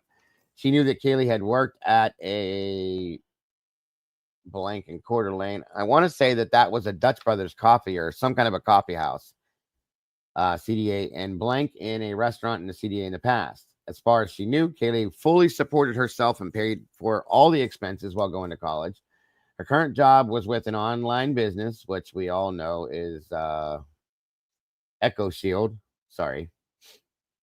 who was owned by a blank and a blank, Jake Alto and somebody else. Blank had planned on moving to Austin. We did a whole deep dive on this thing 2 days ago in the Discord. I'm sorry, to Austin, Texas, and she had removed lined up from blank sorority. Blank was moving with her. Yeah, there's something with this Echo Shield, folks, that just doesn't match and fit and match up to me. These guys are going on like trip after trip after trip to Mexico and places like that, and they're making bank. And it's a bug, like an extermination service, basically, is the way it's set up. But it's almost like a pyramid scam. Like, there's one guy will have teams of people that work under him, and then each one of those people make their own teams up. It's so weird the way it's set up to be an extermination service. It's odd. They go door to door selling it. From what I understand is that Kaylee was marketing it like a telemarketer over the phone. That is what her job was, from my understanding. So just to give you guys a little heads up on that stuff. And there's a girl that was in another sorority that worked for them that was going with her possibly too. A copy of the AVBQ is attached to the supplemental report. I transferred that to a CD as well and sent over to Moscow PD.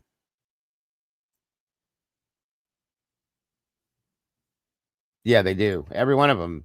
The girls look like Barbie dolls. The guys look like Ken dolls. They're all perfect, and they have these crazy trips. Cabo San Lucas, Mexico, Puerto Rico. I mean, they're all going on it regularly. Like, what are they doing? This is not just an extermination service. There's something else with that, and it just bugs me what it is. No pun intended. So this is one of the victim, the ABBQ things. Let me get it right right side up. There you go. And, it shows the date, the time when they do it, the person's name, and when it happened. List Kaylee's family members include previous romantic partners, parents, step-parents, siblings, black, and it's all blacked out. Describe the quality of positive and negative of Kaylee's relationships, strength of bonds, ongoing conflicts, custodial issues, estrangements, etc. So right there, it says it. Ongoing conflicts, custodial issues, and estrangements. And it says family, mom and dad. She's estranged from her mother and father. We never heard that at all, folks. And she had, from my understanding, had blocked her brother and her sister on certain parts of her social media and stuff. Go ahead, Eddie. Sorry. No, that's pretty significant in a case like this. I agree. because they never acted like there was an estrangement. And it says that she considered Maddie her closest family member and went back and forth, were on good terms. When Kaylee went home, when she was home, that time that Dylan had to go get her and whatever, she wasn't home in what the hell is, where they live? Radish, I think it's called. She was at her aunt's house. She didn't get help from her parents to be the co-signer in the car. It was her grandmother. She was staying with her grandmother and her aunt, not at her mom and dad's. What was going on that was an issue? And after hearing interviews from them, I wondered, is it Rathrum? Thank you. I always screw that up. I wondered, because of the way they've talked about Jack, were they mad at her because her and Jack broke up? Because the way that Christy talked about him, like, they almost talked about him like they liked him more than her. I know that's not true, but you know what I mean? They glorified him, even her sister. And Kaylee's the one that made the decision for them to break up because she was moving to Texas, blah, blah, blah, so on and so forth. That was her decision, her right. And it sounds like that could be something that caused some friction between them. I don't know that for a fact. It's just a guess. But it's interesting. It's very interesting. I want to know why that happened. And the only reason I know that's her personal business, but I'm curious why. Could it have something to do with what went on? Is why. Describe any arrests, court involvement Kaylee may have been involved in around the time of her death. That's none. Personality, behaviors, and attitudes. Kaylee was stubborn, liked to argue, wanted to join every argument. She was very headstrong, fearless, and she wanted to experience everything. Describe Kaylee's personal habits. Very much into social media, always on her phone and following trends. Describe any recent positive or negative personality, emotional changes you observed in Kaylee. And it says she was very excited that we were finishing our college careers and wanted to leave Moscow. Wanted something new. Also recently single, so she wanted to go out and move, go out more and try new things. List any significant events prior to Kaylee's death, relationship problems, work problems, family issues, etc. Her and blank ended on good terms and her job was going well. See, that's something else that I am curious about because it got brought up a while back to me. So we know this situation. And I don't know that this has anything to do with anything, but it is something that the small details I always pay attention to. I'm sure most of you know, and if not, you're going to now, that Steve Gonsalves changed his job title the night that this happened on his social media. In the middle of the night. It was like 3 something in the morning. So I don't know, guys, what that means, if it means anything at all, if it's connected to this at all. I don't know, but there's just some strange happenings here, between the family members and stuff. Now they've fought nonstop since she was attacked and passed on for her, but I don't know what, like, the dynamic just seems weird. That's all I'm saying. He was also in the hospital that morning too, right? Like, what was going on? I don't know for a fact, Annie, what it was. I don't want to give anything that I am and be wrong about it. So, describe any potential risky behaviors, drug transactions, excessive uses of alcohol, drinking and driving, online activity Kaylee engaged in.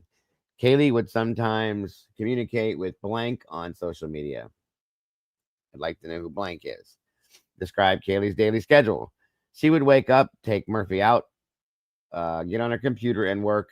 And then she was done working. We would take our dogs on play dates, and she'd go home and have dinner with her roommates. Describe any recent changes to that schedule. Nothing different. During the week, she would go out almost every weekend with Maddie.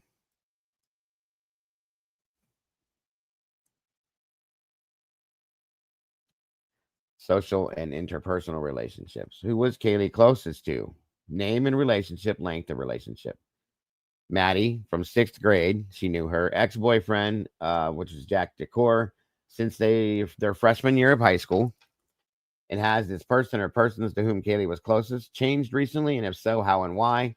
Blank has been upset and grieving. That would be Jack Decor. Welcome, Az. Good to see you. Did you notice the Pav just connected the black Ford that pulled up to the house at 4:30 as Hunter Chapin's, which remained there until Ellie arrived at 12? Is that black? Is that what that was? With the loud muffler and all that? Yeah, Pav just dropped a new video. Oh, that's interesting. We just looked at that last night in that video too. Hey, Offie. This is with... Sorry, guys. Let me come back up here. Flip this back over. It doesn't give us who it was.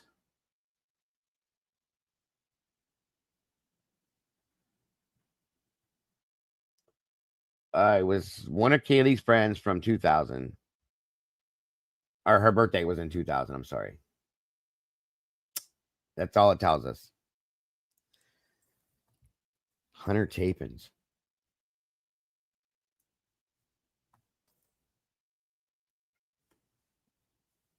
Wait a minute, you guys. No. You think Ethan might have been driving that night?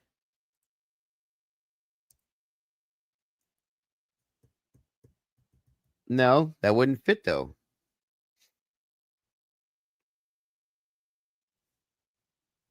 Well, it was more of a souped up thing, meaning it wasn't that it was a bad muffler. It was more like a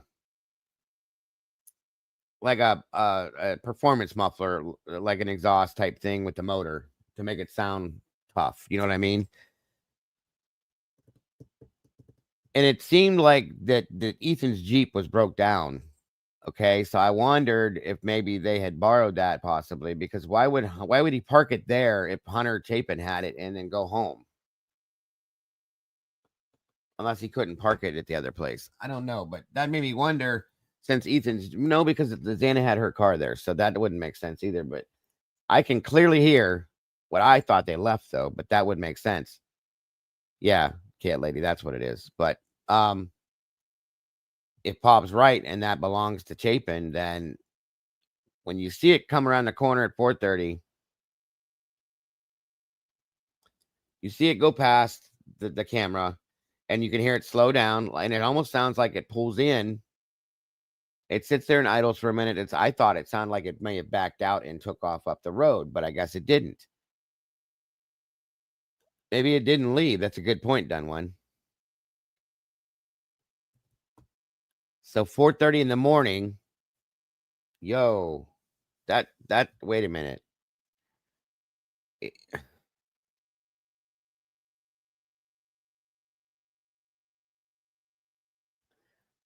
He couldn't have pulled in if Hunter Chapin was in that vehicle. He could not have pulled in and went in that house and not seen that. So did he just pull in and go home? Was he driving it? That's the problem. We don't know who was driving the damn thing. That's a little odd to me, don't you think, Eddie? If it's all true. Ethan Chapin's brother was driving it. Not that Ethan's brother was driving it, but why he parked it there and then left. He came from the frat house, I'm guessing, the next morning. You see him walk up the stairs and come around from what looked like the frat house. So if that's his vehicle that he parked there that night at 4:30, that's when we see it come around the corner there. What happened? Because at that point, we're to believe that these murders were done, right? Right. That's so strange. I'm gonna have to look into that more. Definitely. That's because he couldn't have went inside that house. He would have known what happened. Well, who's to say he didn't go in the house and knew what happened? Well, I mean, But then he comes walking over at noon like he had no idea what was going on. I'm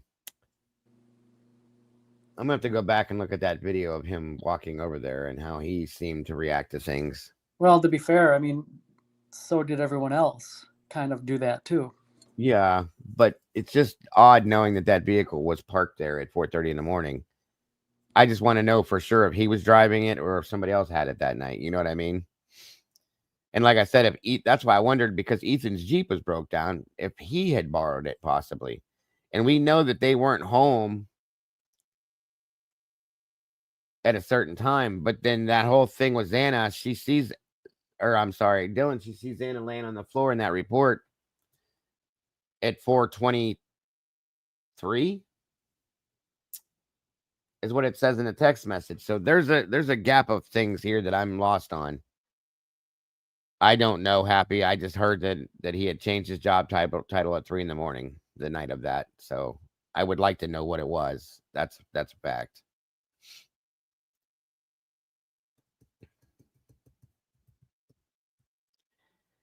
And meets Jack the morning on body cam. He has no reaction whatsoever. Well, that's why everybody thinks he's in shock. I have no idea, Local Last. That's a good point too. I have some definite questions about that situation. I don't know if I'll get answers, but I'm going to try to look into it.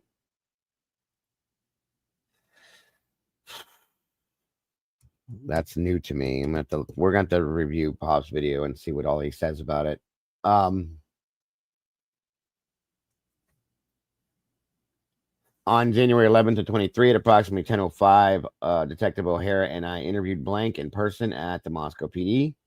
Blank's phone number, blank, was found in Koberger's cell phone. The following is a summary of our interview. For complete details, please listen to the audio.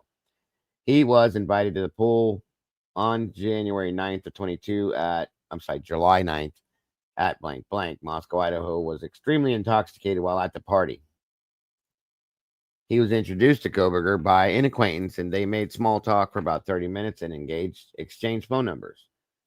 Koberger was wearing swim trunks and drinking something out of a red Solo cup that he believed was alcohol. Koberger mentioned that he was in school for criminology. The interview ended at 10:18 a.m. Oh, that's a hell of an interview.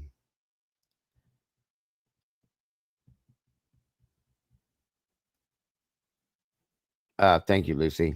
On January 11th at approximately 11:10, Detective O'Hara and I interviewed blank in person. Oh, I just read that one. I'm sorry. Or no, is that the same one? Yeah, it's a different one. No, it's a different one. It's just written the same way. My apologies. In person at MPD, blank's phone number blank was found in Koberger's cell phone. The following is a summary of that interview. For complete details, listen to the audio. He met Koberger during the fall 22 semester in the parking lot at the blank apartments in Pullman, Washington, where they both resided. Blank lived in block blank, and Koberger lived in block blank. They talked for about 5 minutes, introducing themselves. Later, he and Koberger talked for almost an hour while walking around the blank apartment complex and exchanged phone numbers. They spoke about politics, capitalism versus socialism, and blank where he was from. Koberger mentioned that he was a vegetarian and only ate one meal a day.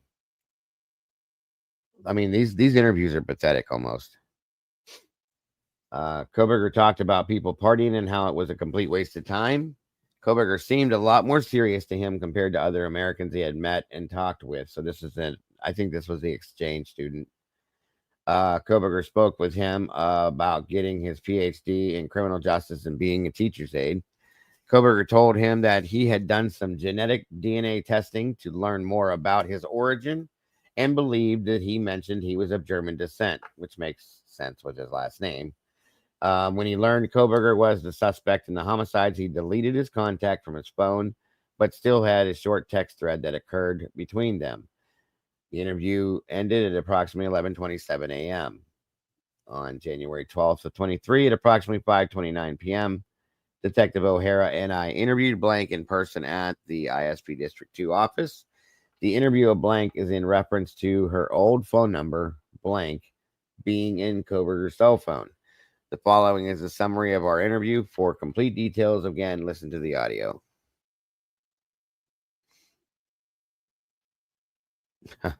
Simply, that's funny.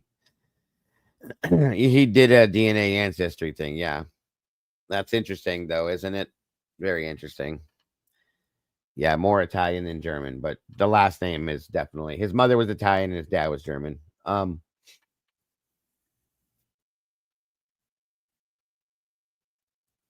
She was invited to a pool party at the blank in July by one of her good friends. Koberger approached her and started talking with her about taking a personality test for introverted and extroverted personalities. He talked about being a student at WSU in the criminology program. She found Koberger's conversation about personalities to be a weird topic discussed at a party and became bored of the conversation. They exchanged phone numbers so he could text her a link to take a survey that she never saw him again after the party. He did text her sometime later asking if she had taken the survey. She never did respond and shortly after changed her cell phone number and purchased a new phone. And you know what some of this is, Eddie? I think that some of these people are just immature and he's not. And so they think it's weird. Do you know what I mean? Yeah, I totally get what you're saying. I mean, a lot of these, the way that they discuss things and describe things, they just seem severely immature, and he's just not that person. He's quite a bit more mature. And of course, again, the audio and video is placed on CD and turned over to MPD evidence. Yeah, she didn't buy a new phone and change her number because of the survey or because his number was in there. That's just once again trying to overplay it because Brian was arrested. Okay, so this next one is again, we're on number 151. This is Jacob Schwecke conducted multiple interviews at blank, located at blank blank in the city of Pullman, Whitman County, Washington. I also conducted an interview at the Moscow PD located. Well, we don't need that again. On January 13th, 23, I asked P Detective Ryan O'Hara, and I conducted an interview with blank blank blank blank. Looks like a something there. At blank. The following is a summary of the interview, and of course, reference the audio interviewing recording for full details. Provided the following information. She worked at WSU since blank, and her contract with WSU is for blank. She teaches 2 classes in the fall semester and has 2 classes in the spring semester. Her only contact with Brian Koberger was at school designated events. She first met him at school orientation. Nothing stood out about Koberger, she recalls. And she met and interacted with Koberger at a second event during October or November of 22, a night out at the bar with graduate students.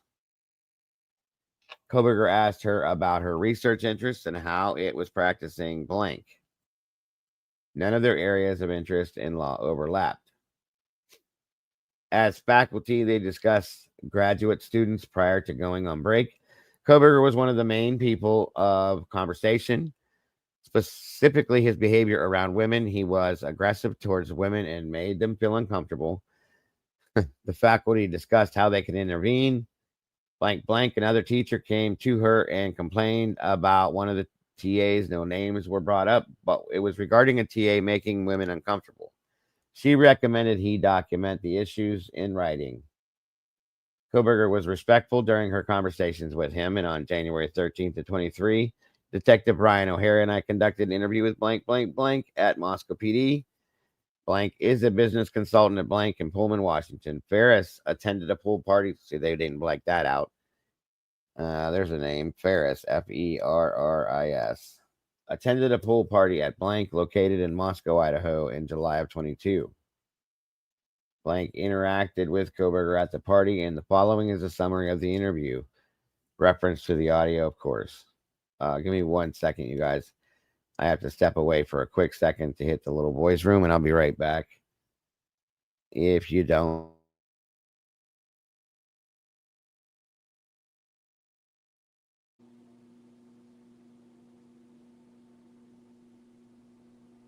All right, guys, be right. Dale, where'd you leave off? Right. Give me something to read. On January, right here, on January 13th to 23, detective conducted an interview with blank blank at Moscow PD, business consultant, and then it drops down to like right there, bud. and it goes from there. Where it says with Koberger at the party. Give me a capital letter. A capital letter. It says narrative right here. See it? Okay. And then underneath it, it says Koberger. Is my screen lagging? I wonder. Idaho State Police. Then it says narrative, and then it says with Koberger at the party. And then the following is a summary of the interview. Okay. I'll be right back. I'm tracking. A. Blank has worked at blank consulting for approximately 1 year. She got a degree in blank from the University of Idaho, Moscow. She attended a pool party at blank in July of 22 with some friends. Koberger came up and introduced himself to her very intentionally. They shook hands, and he had a very firm, dominant grip. He said he was new to town and went to school at WSU. It was a very bland conversation, and she wasn't interested in talking to him. He was in her vicinity and kept trying to join conversations with her. She thought it was very odd. He gave an off vibe, and she kept her eye on him. He seemed very used to being put off by women. He seemed okay with that. He made beelines to where he wanted to go. It seemed like he wanted to make friends but felt uncomfortable. On January 17th, 2023, ISP Detective Gideon Roberts and I conducted an interview with blank, blank, blank, blank, Pullman, Washington. Blank works at blank in the blank at blank and is a student in the psychology program. The following is a summary of the interview. Referenced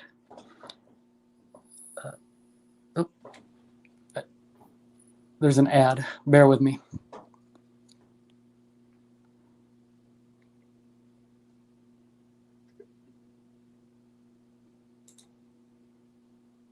Okay. The following is a summary of the interview. Reference the audio interview recording for details. Blank provided the following information. A. She saw Koberger every day during the semester at the cafe, always near closing time.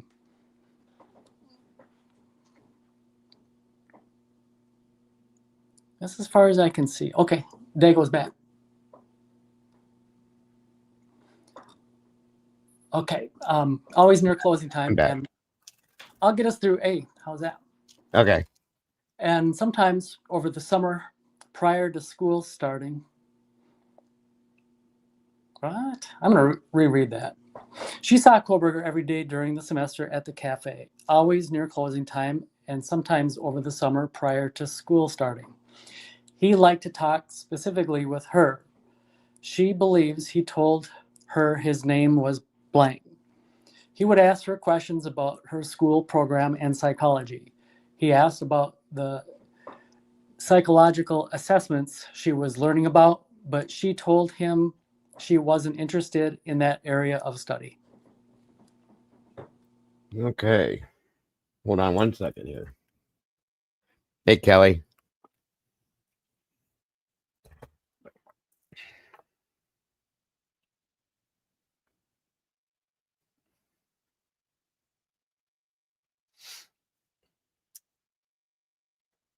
Her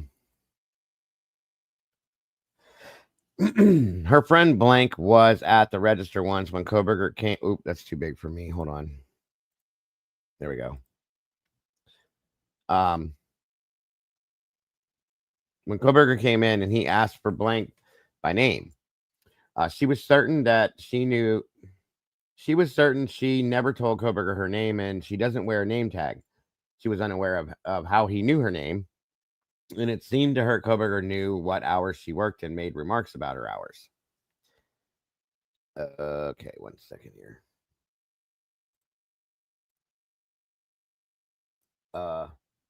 Where'd it go? Koberger would come in with a female blank. She doesn't know her name, She asked Koberger's female friend where she was from. The female told her to guess. She guessed blank, and Koberger remarked to the female, "See, I told you she was smart." That statement seemed weird to her because she didn't think much of Koberger, but it seemed like he had been talking to the female about her. Okay. Obviously, he respected you. She was always uninterested in talking with Koberger, and she would try to walk away, but he would just keep talking. She told a coworker, Blank, that she was uncomfortable around Koberger, and Blank would let her know when he came in so she could avoid him. These people are so mean. She lives in Blank in Pullman. There were a few times weird things happened around the times, but believes that they are probably unrelated. She was home alone one night, changing in her room, and someone knocked on her window. She called her husband, and he came home from work. Another time, after she started working at Blank, she heard someone moving around on her porch at approximately 7 in the evening. Her husband came home again and saw a white car leaving the area. Both occurrences were in August or September. Did you file a police report? Jesus.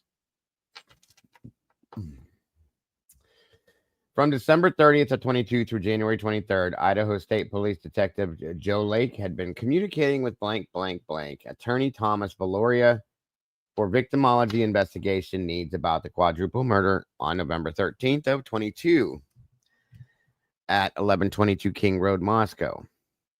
Latah County, Idaho on December 30th of 22, national news. Oh, wait a minute. Did I skip? No. National news outlets released arrest information in an image of suspect Brian Koberger. Also on December 30th of 22, Valoria sent Latah County prosecuting attorney Bill Thompson an email stating, "So glad an arrest was made. Blank does not recognize the online photo of the person arrested and has never heard of him. LCPA." Thompson forwarded the email to me and other investigators for investigation purposes. No additional information was required of Blank from the victimology team. Didn't recognize him, huh? Imagine that. Excuse me. On December 1st of 22, ISP Detective Joe Lake met with blank, the blank of murder victim Ethan Chapin.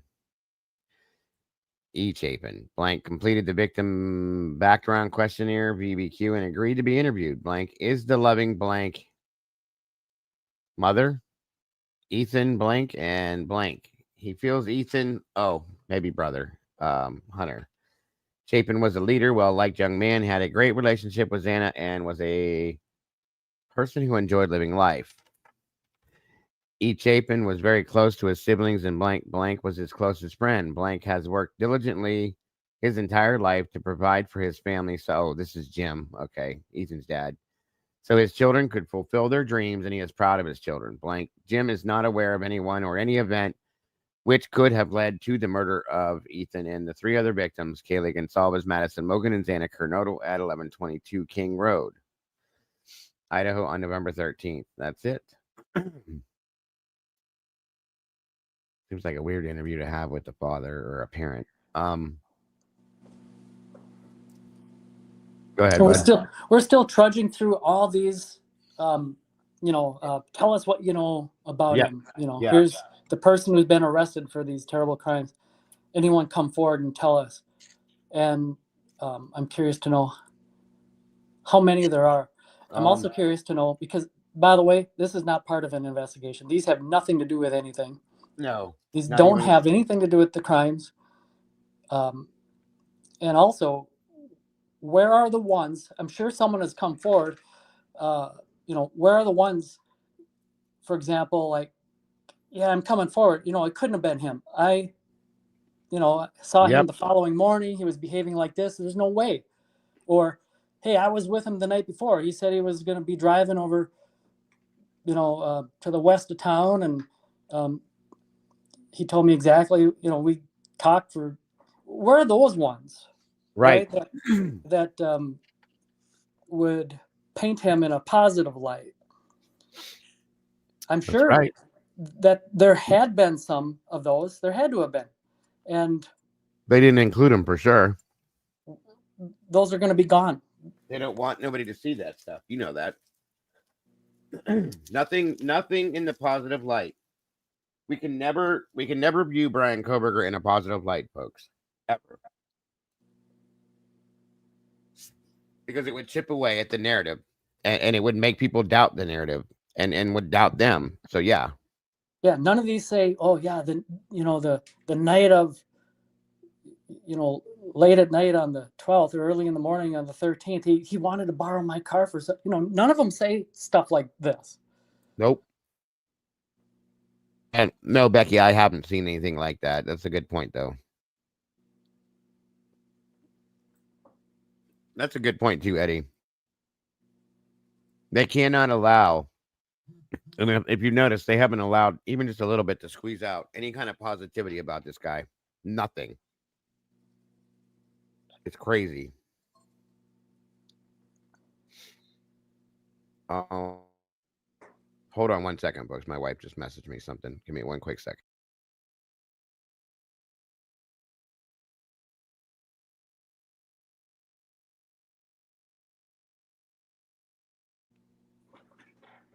Okay, sorry about that. And that's kind of sad too, really sad in my opinion. It's kind of like a social experiment. Like, yeah, if you had an actor, gave this person an alias and spent a semester or two at college playing the part of someone, going through their studies, and then have, announced that, they haven't been arrested, but they're suspected of, whatever terrible thing, and, we want to interview anyone who has had interactions with him in the past and tell us what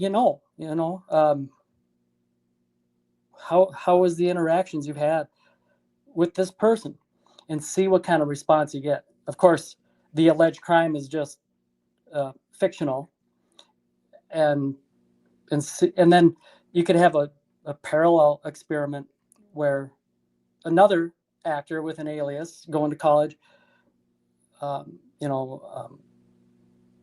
not guilty of anything, popular with the students, and you could have at the end of the semester, tell us what you know about that person, and they have conducted themselves in the same exact way throughout, and see the differences in the response of what people recall interacting with them in the past. Right. It's a good idea. It's kind of like reminiscent of that kindergarten experiment. When was that? Like in the 60s or whatever. Like they had two different kindergarten teachers, and one was like plain and the other one was beautiful, and they taught the same thing, and then the following day they asked the kindergarten students, which one did you like better? And they would always, I do remember that, reply, the prettier one. And then when asked why, well, she's smart, she's smarter, she's nicer, she's just nicer. Of course, none of that is true. It's just how people react to beauty. That's right. Very true.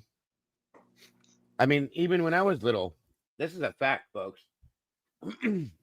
I had, and the sad part about it is, I had two teachers. When I was, I'll tell you this story real fast. This makes sense. When I was in fifth grade, the elementary school I went to, we would switch between three teachers' classes. They started getting us ready for like middle school and high school, switching classes, right? And we would go to one teacher for math and another teacher for English. And then the other teacher we stayed with the rest of the day for all the rest of our classes. Mrs. Jeffrey, Mrs. Terry, and Mrs. Lloyd were their names. That was my fourth grade. Mrs. Jackson. She was the teacher that we would go to for math. She was beautiful. And all the guys in the classroom, all the little kids, they all just would fawn over her. She was just beautiful. The other two were older teachers, both very sweet, very fun. In fact, Mrs. Jeffries was probably the best teacher I ever had. She made everything fun and easy to learn, and probably the best teacher ever. But we would always go to Miss Jackson because she was the pretty one. everybody just adored her because of that. Even the girls, because she was so pretty, they would talk about it. Always talk about how pretty she was. She had beautiful blonde hair, just everything about her. She was just very nice, sweet, very pretty, and it was just the way it went. So that right there in itself is absolute proof that that's true, Eddie, because I myself experienced something like that. So even though Mrs. Jeffrey was the better teacher, the one that I think of to this day as still one of my absolute most amazing teachers I've ever had in my life. Do you know what I mean? So it's pretty wild. It definitely is. Yeah, the only influencer in the interaction can be, the one thing that the person cannot control, and that is their own appearance. What God has gifted them at birth, and that's going to affect other people's perception of them. Even though it may have been, objectively a positive interaction, they might walk away with just a bitter taste about it, just based on looks alone. Right.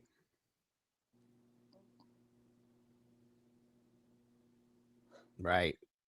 And yeah, not being judgy here. That too. Not trying to be judgy, but unfortunately, Brian Koberger doesn't have that going for him, so his appearance alone could cause a lot of this type of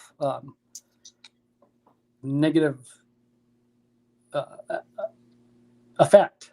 Right. And that's weird to me because, and I'm not being weird, folks, when I say this, but I don't think that Brian Koberger is a bad looking guy. Okay. He's not, the Elephant Man. He's not, pockmarked, all acne ridden. I mean, he's not the Hunchback. Right. He's not a bad looking guy. Yes, his nose is a little bit bigger, but he's proportioned with the rest of his body. He's not a bad looking guy. Okay. I don't understand why people are so judgmental and like judge people's entire person based on a face or on a hairstyle or because of the way their lips look or their nose size I mean, it's just ridiculous to me. I don't understand. And it seems like it's so much worse than when we were younger. People were judgmental when we were younger, of course. The stupid, if you don't have the Nike tennis shoes or the expensive clothing, then you get picked on and beat up all the time. I went through that for a long time when I was real little, but it's you're judged on everything. And it's so much worse now than I think it was when we were younger. It was bad then, but way worse now. And right, SRB, he was better looking than half the frat boys we've seen. That ain't no lie. That is absolute truth. And the fact that I think a lot of them, I don't know that they were threatened by the visual of him. I think they were threatened by his intelligence level and the maturity level that he presented. And that is what people backed away from because it made them uncomfortable about themselves, in my opinion. In turn, instead of taking it out on themselves, they had to take it out on somebody else. You see, does that make sense what I'm saying? Yes. I mean, yeah, he's very clean cut. He tucks his shirts in. He dresses very nice. He's very clean and very proper. He goes by the book, and that's not what you're supposed to do. I mean, I think that's my feelings on that. Maybe I'm wrong, but that's how I see and take this whole thing, and it just makes me sick. Yeah, I mean, if a guy isn't, Harrison Ford or Brad Pitt, and if a girl isn't, I don't know who it is, Britney Spears, whatever, you get the point. If you interact with Harrison Ford, yeah, he's a great guy. Interact with the Hunchback in Notre Dame, you're not going to get the same feedback. Right. And it's funny because like when I was in high school, a lot of the girls, I mean, I dated a lot of girls in high school and they were all gorgeous. Every one of them, my wife included. But I found out with all the girls that I dated, the ones that I'll call them the Barbie dolls. Okay. That were, the blonde hair, the blue eyes, long legs, whatever you want to call it, folks. They weren't, and I'm not saying that this is everybody, so don't take this way. They were the least nicest, the ones that I enjoyed the least amount of time spending with. And it seems like every one of them was like that because they almost like they knew that they looked that way and that they could do whatever they want to do and act however they wanted to act. The ones that maybe weren't that up to par, I guess, for lack of better terms. I hate these terms, but were so much nicer, so much better. had good personalities, intelligence, you know. It wasn't just the look, the face, the body, whatever you want to call it. And that's what's disgusting to me. You know, it's gross that people look at these things and that is the whole person to them. There were guys that I knew that I was friends with that would only date somebody that looked like that because it made them look good. And that's what they had to go. I'm like, are you stupid? Like, she's as dumb as a rock. She doesn't even know how to spell her name. Okay. She walks backwards to the bathroom, like that kind of shit. You know, I know that's over exaggerating, but you know the point that I'm making. Why wouldn't you rather have be able to sit down and have a conversation with somebody rather than talking to a rock? Well, it doesn't matter to me, dude. Look at her. You know what I'm saying? Like, it's just no. Never been, ever been my thing, folks. Ever. And I just don't understand people that have to be like that have to be in that group, that have to be the cool person because of that kind of thing. It drives me nuts, and it always has. So whatever. Anyway, sorry for my little rant, but that took me that direction, and it's very true. That's why I think I get so furious when I see people judge people based on, well, he looks weird and he stares and his eye. Well, he's also autistic. Did you bother to ask him? I mean, I'm sure he's not going to want the whole world to know that. He wants to live a normal life like everybody else and not be classified as different because he is different, you know, and that's what he was trying to do. But no, a bully is a bully is a bully. People don't accept different. And I don't like that. Even before my child was born, I was like that. I never liked that. So go ahead, Eddie. I keep talking and I hear you coming on. No, that's right. I was just going to say it kind of ties into that mansplaining one that we went over the other day. You know, what could very well be is that someone's stubborn and doesn't like to lose the conversation, always has to be right. And that's kind of the genesis of the problem. And then right, Koberger may have corrected the person, tried to explain it in the most basic, fundamental way. Yep. You know, and of course, when you get someone that's that stubborn, they just try to not understand it. They don't listen to understand. They just listen to respond, and they're thereby bringing on him. You know, after she rebuts him, and then him explaining it in a more, you know, he's thinking that she doesn't understand how, you know, the truth in this problem or explanation is. So he breaks it down in more fine detailed points, thinking that there's any hope of this person, her, whoever, is going to finally understand what they're discussing. Of course, that's never going to happen because this person's so headstrong. So there comes how we get to, you know, the mansplaining. She glossed right over the important part where she's just not going to hear him because she always has to be right. She has to be the smartest person in the room. Yep. Yeah, of course. And I can't have this ugly guy telling me I'm wrong about it. And he's a teacher's assistant. That's his job, mind you. But okay. So yeah, no, you're right. 100% right. Lucy says that the theme of the entire narrative is that they are pretty and perfect and he's a hideous beast. Of course. It's always what that is. Always what it is. And it's insane to me. And I can't believe that it still goes on. I mean, high school, middle school, I get it. It's part of that lifestyle. You know, I understand it's way worse than it was, but you're in college now. You're an adult, supposed to be. You know, you've grown up, or you should have, and you're still acting like a 16-year-old, 15-year-old little brat. It's nuts. Okay, it's nuts. Absolutely, and I think so too. And I'm a guy saying that, Kara. I think he's a very handsome dude. Okay, and it's not everybody. Okay, is feeling that way about him. We know that Asian girl was very into him. He just wasn't into it. It's just, ugh, God. Every time I look at stories that have anything to do with stuff like that, I just want to shake people, you know, like, wake up. Anyway, was I reading this already? Oh, I forget. Yeah, I was. Now I remember where I was. Sorry. They had a very good relationship, and E. Chapin and Kernodle spent, oh my God, with these dogs. Spent times with their close friends. Jesus, hold on, Eddie. I'm sorry, you guys. These dogs won't stop if I don't deal with them.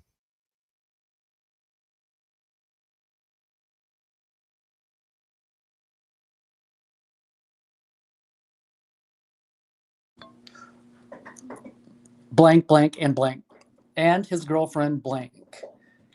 Ethan Chapin also had a close friend named blank. Blank. Both Ethan Chapin and Kernodle were well liked by others and the life of the party. They regularly had parties at 1122 King Road, Moscow, Latech County, Idaho.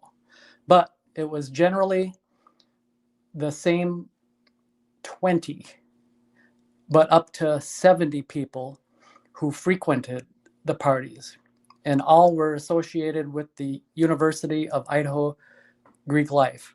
Blank recalled being awoken on November 13th, 2022, and being told the police were at the 1122 King Road residence where Ethan Chapin regularly stays with Kernodle. Blank walked from his apartment to 1122 King Road and spoke with blank.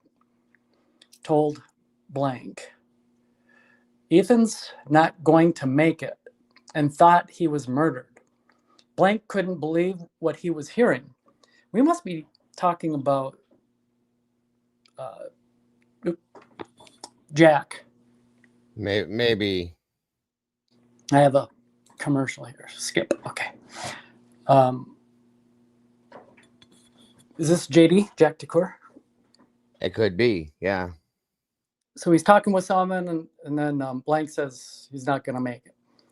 And Blank couldn't believe what he's hearing. He wasn't aware of anyone who could or would want to murder Blank. While at the scene, he overheard Blank telling others she saw the guy. That had to be Dylan, and heard Xana during the murder.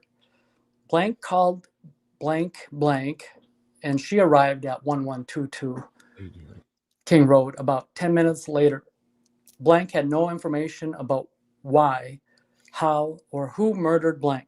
Kernodle, Kaylee Gonsalves, or Madison Mogan.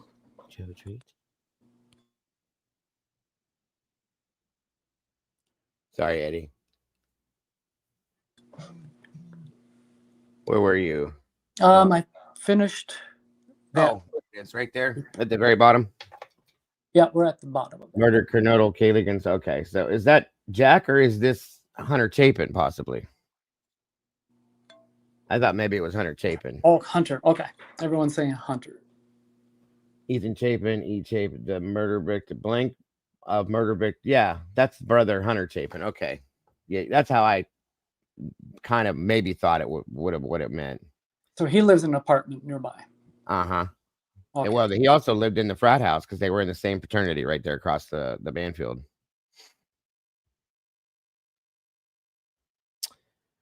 Now she heard Xana. Right, Lucy. She can't make up her damn mind. Yeah, he's not going to make it is a very interesting way to put it. Say that about his own brother? That's pretty... But it was generally the same 20, but up to 70 people who frequented the parties. They were all associated with the University of Idaho Greek life. Blank Hunter recalled being awoken on November 13th and being told the police were at the King Road residence where Ethan regularly stays with Kernodle. Hunter walked from his apartment to 1122 and spoke with one of them. Blank told Blank Ethan's not going to make it. I think he was talking to Hunter Johnson. We saw when he walked up. Remember? Yeah. Yep. That's right. And thought that he was murdered. Hunter couldn't believe what he was hearing, and he wasn't aware of anyone who could or would want to murder Ethan. While at the scene, he overheard blank telling Dylan telling others that she saw the guy and heard Xana during the murder. Dylan called, or Ethan. Hunter called blank, telling others he saw the guy. Or no, I'm sorry. And Maisie arrived at 11:22, 10 minutes later. Maisie had no information about why. Okay, I got you. So that again, there still has me questioning who drove that vehicle over there that night at 4:30 in the morning after these murders supposedly took place, and why? Where were they? Whoever that person was. I can't imagine that this kid would have anything to do with the murder of his own brother. Okay, so I'm not going there, folks. Don't take it that way. But it still doesn't make any sense. I don't understand that. Yeah, why is Ethan's name? See, they don't even know what they're doing with this blank out shit. I don't know. It's a very weird. That's a very weird interview there. I'm sorry, but it's strange. Can you guys still hear me? I moved my microphone. I'm sorry. Their Nimwit redaction. Yeah, redactions are crazy. On December 1st, Idaho State Police Detective Joe Lake met with the blank of murder victim Madison Mogan. Must be a parent. Blank agreed to complete the victim questionnaire and has been to be interviewed. Blank is a blank who fondly recalled taking blank to concerts. This is Ben Mogan. I remember this for what he said. So this is Maddie's dad and events. M. Mogan and fellow murder victim Kaylee had been best friends since 6th grade. The two were always together. M was in a relationship with blank, and blank believed him to be a good kid. That would be Jake Schrager. M. Mogan had an internship with an insurance company and worked in talent acquisitions, which she liked. That's different. M liked coffee shops and was a regular gym goer. Ben maintained regular contact with Maddie, but does not know much about her social life or college life. Ben doesn't know why, how, or who killed Maddie, Kaylee, and Gonsalves, Xander Canoodle, and Ethan Chapin. These are just very vague interviews to have with parents, at least in my opinion. On December 4th of 22, the Idaho State Police Detective Joe Lake met with blank of murder victim. This could be brother or sister or father. I'm sorry, of Xander Canoodle. Agreed to complete the victim background questionnaire and be interviewed. Blank is blank to both Xana and so this is Jeff Canoodle, father to both Xana Canoodle and Jasmine, who is a Washington State University student. He telephoned Jasmine about Xana 3 times per week. Regularly visited them and would fly them to his home in Arizona at every opportunity he could. Xander Canoodle was in a relationship with fellow murder victim Ethan Chapin, and he felt they had a great relationship. Xander Canoodle was good friends with blank, and the two were roommates the prior year. Xander Canoodle recently dropped out of her sorority because of the $1,000 fee. Jeff helped Xana financially. He bought her a vehicle and paid insurance. Jeff also fixed the broken hinges on the front door of 1122 King Road, Moscow, Latah County. That's another thing that I want to know why that door was kicked in and kicked off the hinges like it was. That's another interesting type thing I think that could lead to something with this. Where Xana lived and the murders occurred. Jeff, a blank, stated the front door was barely hanging on the hinges, so he used longer screws to secure the hinges. He recalled the door had an operable hinge spring hinge. Xana wasn't scared of anything. She was a capable person and a state champion gymnast. She wasn't the type to lead someone on, and she would handle advances with class. Jeff doesn't know why, how, or who killed Xana, Ethan Chapin, Kaylee Gonsalves, or Madison Mogan, but believes the person deserves the death penalty, as any father would. On December 5th of 22, Joe Lake met with blank for information about his friendship with the victims of the quadruple murder. Maybe this is Hunter finally. Blank agreed to complete the victim background questionnaire and to be interviewed. Blank was the blank to murder victim Ethan Chapin. This could be Hunter, the best friend to murder victim Ethan, had a prior relationship with Xander Canoodle, who was in a relationship with Chapin. Blank also, wait, I never heard that before. Maybe that's not him. Blank also had a previous relationship with surviving victim roommate blank.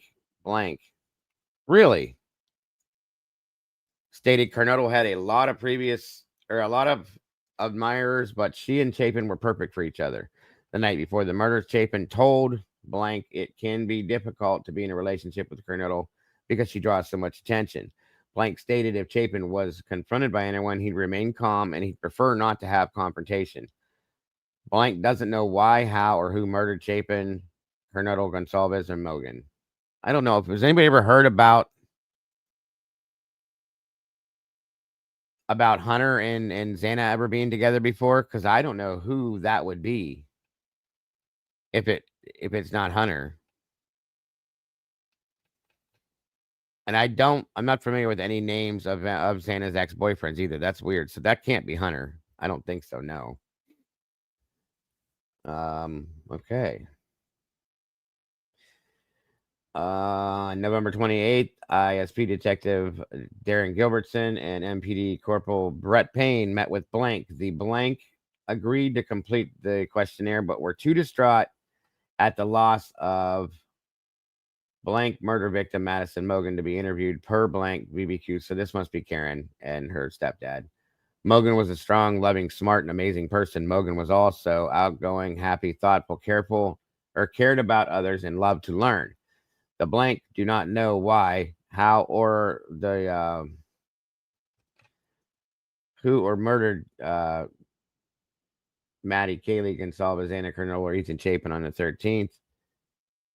Latah County. Additional follow-ups was made with the Blank. They did not feel they could provide any additional insight into the murders. So yeah, that would be Karen and her husband, Maddie's parents. On December 6th, ISP Detective Will Adams and ISP Joe Lake met with blank to discuss her relationship with the murder victims from November 13th. Blank had been previously, hold on one second, everybody.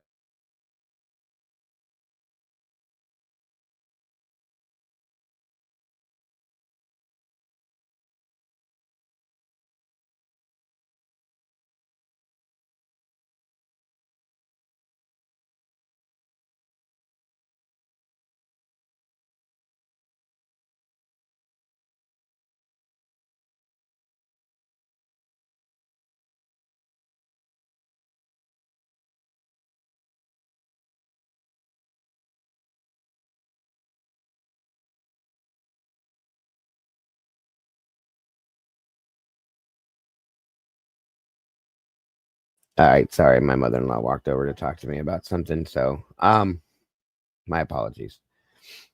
Blank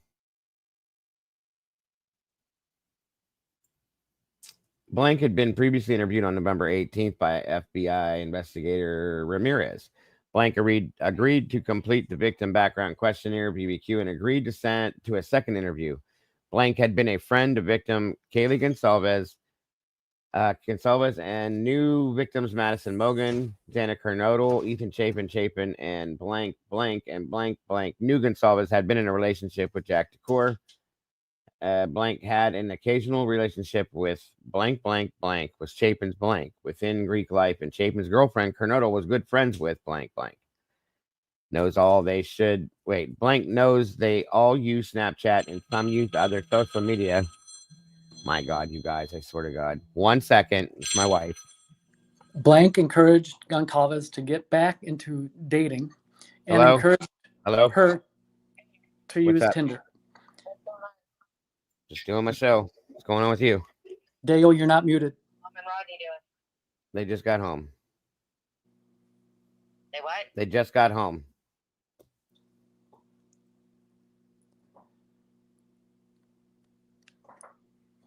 Okay, I think he's muted now. Where was I? Okay.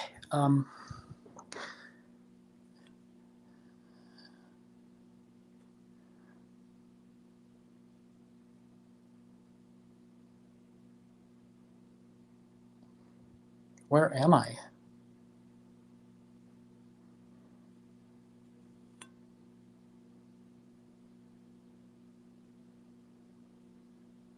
Okay, sorry.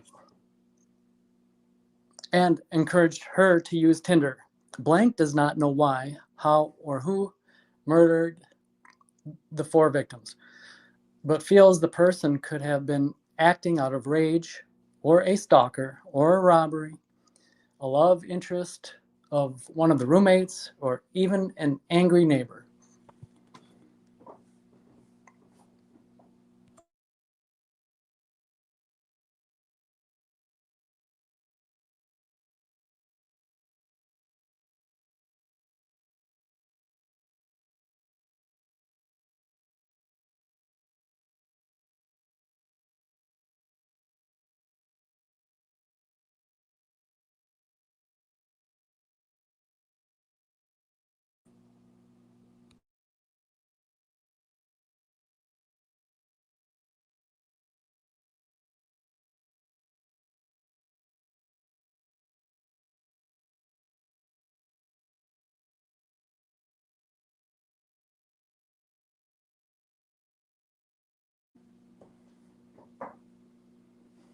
And Dago, if you want to scroll up to the next one, I can keep going.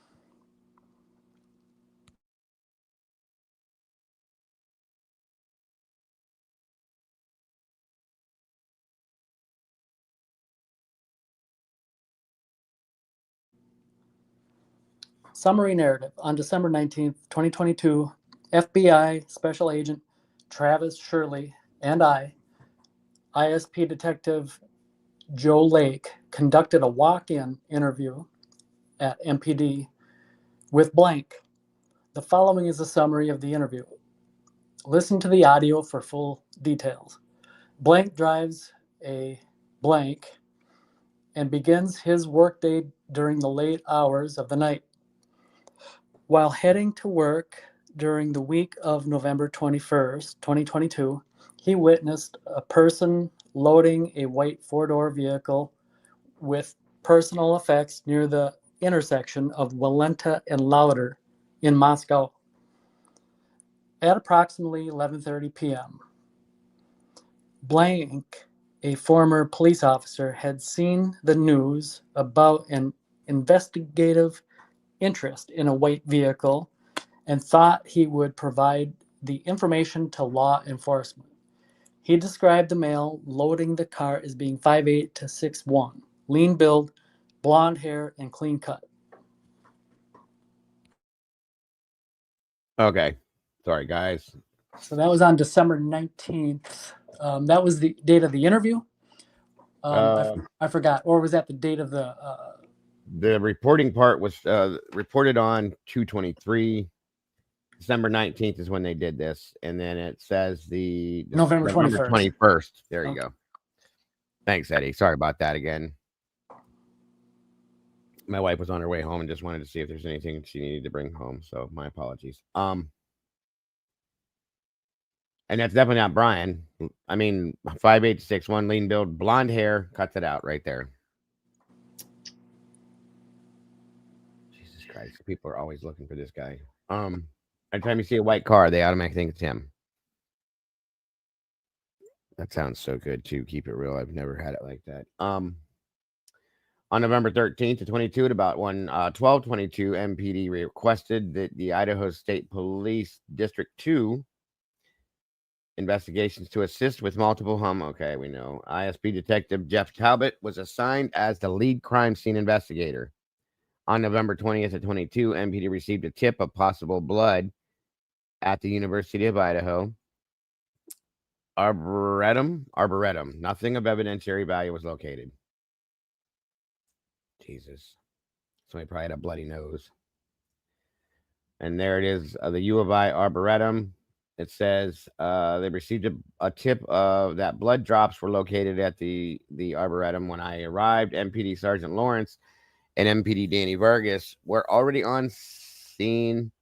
Sergeant Lawrence and Vargas showed me multiple dried red-colored stains on rocks near the Leonard Holland kiosk. Well, that's a little different. I photographed the stains and presumptively tested them with hemodent. The stains were negative for the presence of blood. I entered the photographs into evidence, located the ISP district, and they weren't blood. Okay. All right. Let's see. By the way, we're on number 162. ISP Detective Jeff Talbot was assigned as the lead crime scene investigator on January 6th of 23. He oversaw the collection of items from the residence requested by Defense Counsel, Kootenai County Chief Public Defender Ann Taylor. All items collected were turned over to MPD. The items are, let's see, this included ISP Sergeant Darren Gilbertson, Detective Gideon Roberts, Detective Hugh Powell, Special Agent Ed Jacobson, Special Agent Travis Shirley, Special Agent Rob Hilly, Detective Brett Payne, Detective Danny Vargas, and I returned to 1122 for further processing at the request of KCC PD and Taylor. I photographed the items while the other personnel package the items. The following was collected: nightstand collected from floor 2, west bedroom. Pink colored bedspread located on floor 2, west bedroom. blue-colored blanket located on floor 2 west bedroom. 5 pillows located on floor 2 west bedroom. Mattress located on floor 2 west bedroom. Bed frame located floor 2 west bedroom. Mattress located in floor 3 east bedroom. Bed frame located same bedroom. 2 pillows located from the same bedroom. On bed of floor 3. Right. Okay. Shelf with items located same bedroom. Nightstand located same bedroom. Pillow off of bed located same bedroom. And the items collected were transported to MPD, turned over to MPD evidence technician Tim Smaldridge, I'm sorry. And I entered it into the ISP district office 2 and provided copies to MPD. Let's see. It says here Jake Schwecke and the Gideon Roberts task force officer both interviewed blank. I'm sorry, didn't interview. It says that Koberger, both blank and blank, had been housed. Brian Koberger. Oh, okay. I'm sorry. They interviewed somebody blank and then blank at North Idaho Correctional Institute, NICI, regarding their interactions with Brian Koberger. Both blank and blank had been housed at the Latah County Sheriff's Office with Koberger after his arrest. The interviews were conducted separately and were audio recorded. All evidence was turned over to MPD. They interviewed blank regarding his interactions with Kobergers, and what follows is not intended to be exact transcript of the interview. For further detail, refer to the audio recording. After being advised of his Miranda rights, confirming that he had not been ordered to talk with us, advised on the purpose of the interview, and that the interview would be recorded, blank provided the following information. He couldn't remember the exact day, but he believed Koberger had been placed in their pod a few days after New Year's Day. After arriving in their pod, Koberger immediately sat down and watched the news about his arrest, watching the multiple channels that were covering the story. Koberger said, "Wow, I'm on every channel." Koberger was very quiet, and it was very awkward having him in the pod. Koberger was highly intelligent and analytical, always trying to figure out what you were doing, but didn't know common knowledge things, i.e. the difference between 2 muscle cars. Well, okay. Koberger's eyes were creepy, I guess, but other than that, he seemed like a pretty normal guy. He didn't talk to Koberger very much, but when he did, their conversation was casual small talk, never about Koberger's case. Koberger would use the 3 standard size bars of soap per week to do his hour-long showers and excessive hand washing. Koberger's hands were red from the amount of hand washing. He was housed with Koberger for about 3 weeks in total before he was transferred.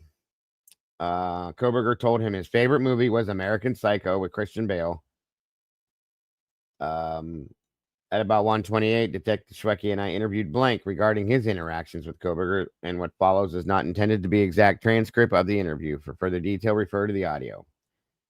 After being advised of Miranda rights, confirming that he had not been ordered to talk with us, advised of the purpose of the interview and that the interview would be recorded, blank provided the following information. He was housed with Koberger from early January to February 15th to 23.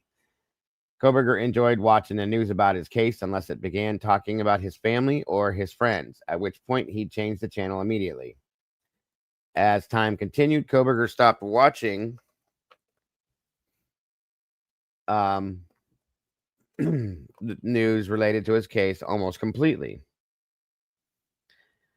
That's probably when all the propaganda started. Koberger analyzed everything that he wanted. Wait a minute. Where'd that go? Koberger analyzed everything. He wanted to know why people had preferences on anything. He psychoanalyzes everything. They talked about his case sometimes, but never Koberger's case. Koberger spent most of his time on the communication tablet talking with people, typically his mom, I'm guessing, who he told to retain an attorney after he had seen blank on the news, or maybe his friend. That's interesting. Koberger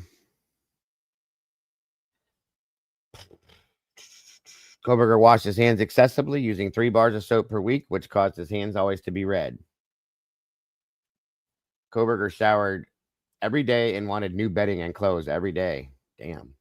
Koberger was very smart, easy to get along with. I can't talk today, you guys. I'm sorry. But was hard to talk to because he talked over him due to Koberger's vocabulary and topics of conversation. Koberger also talked about his education a lot. Koberger loved baseball, with the Yankees being his favorite team. He also liked to watch court TV and was very interested in the Murdaugh trial. Once the interviews were complete, I transferred the audio to the compact disc and processed it into MPD's evidence. Yeah, right. Go ahead, Eddie. The Yankees, he lost a point there with me. Yeah, well, it is what it is. It is what it is. What's the matter, SRB? What happened?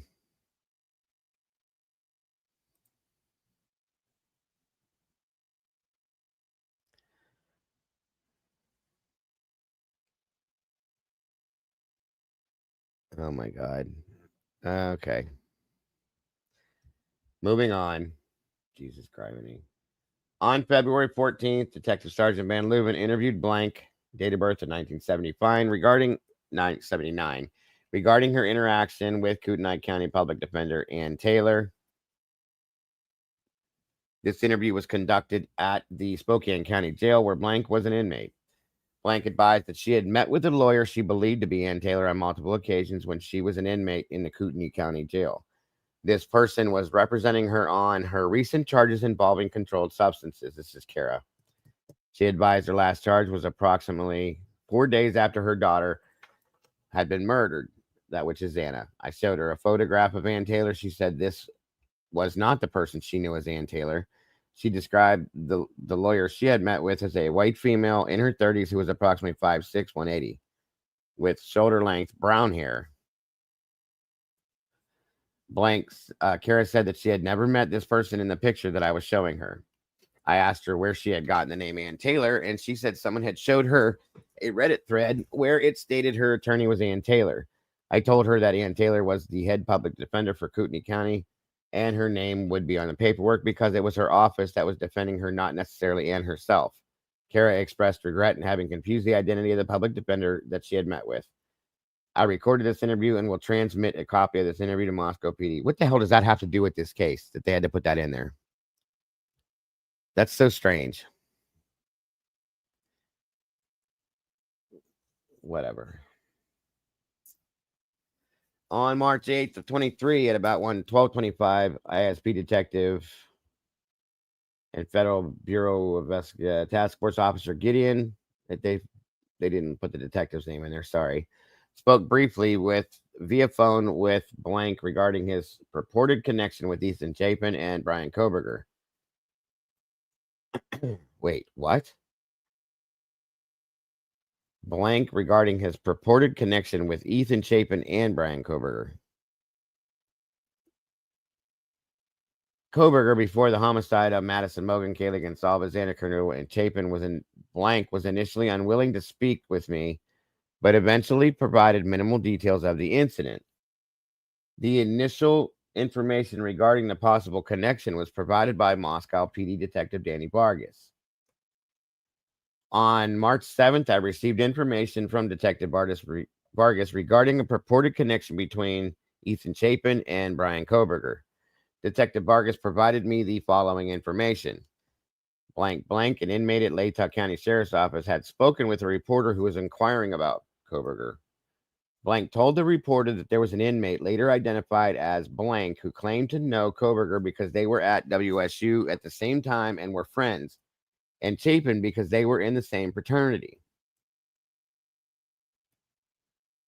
On March 8th of 23 at about 12:25, I contacted Blank via phone to schedule an interview.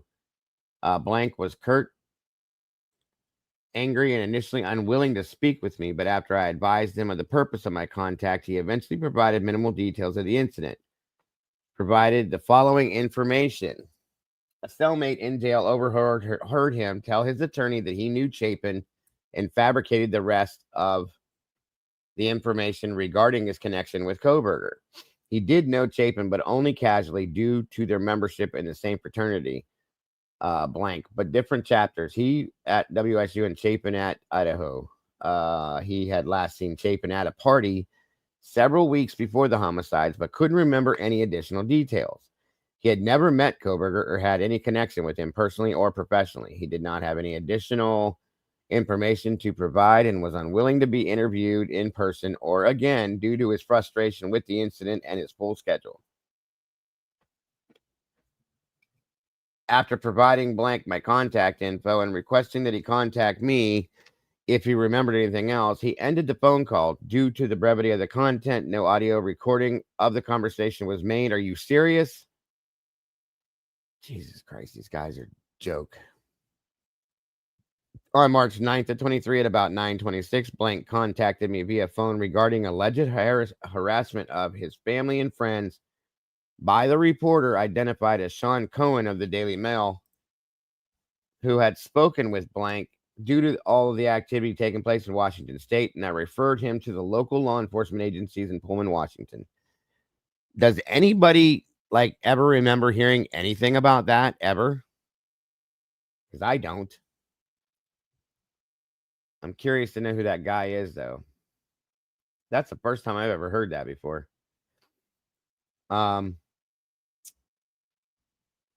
Detective Sergeant Van Leuven interviewed Washington State University blank date of birth in 1960 on 3 occasions. The first occasion was December 30th. Did I miss something up here? No. Okay. The first occasion was December 30th of 22 at MPD. The second was January 3rd of 23, and that was a telephone call. And the third time was January 11th of 23 at blank.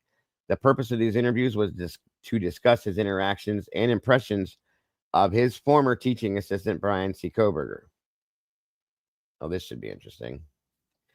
ISP Detective Van Leuven interviewed blank of 1960 on 3 occasions. We knew that.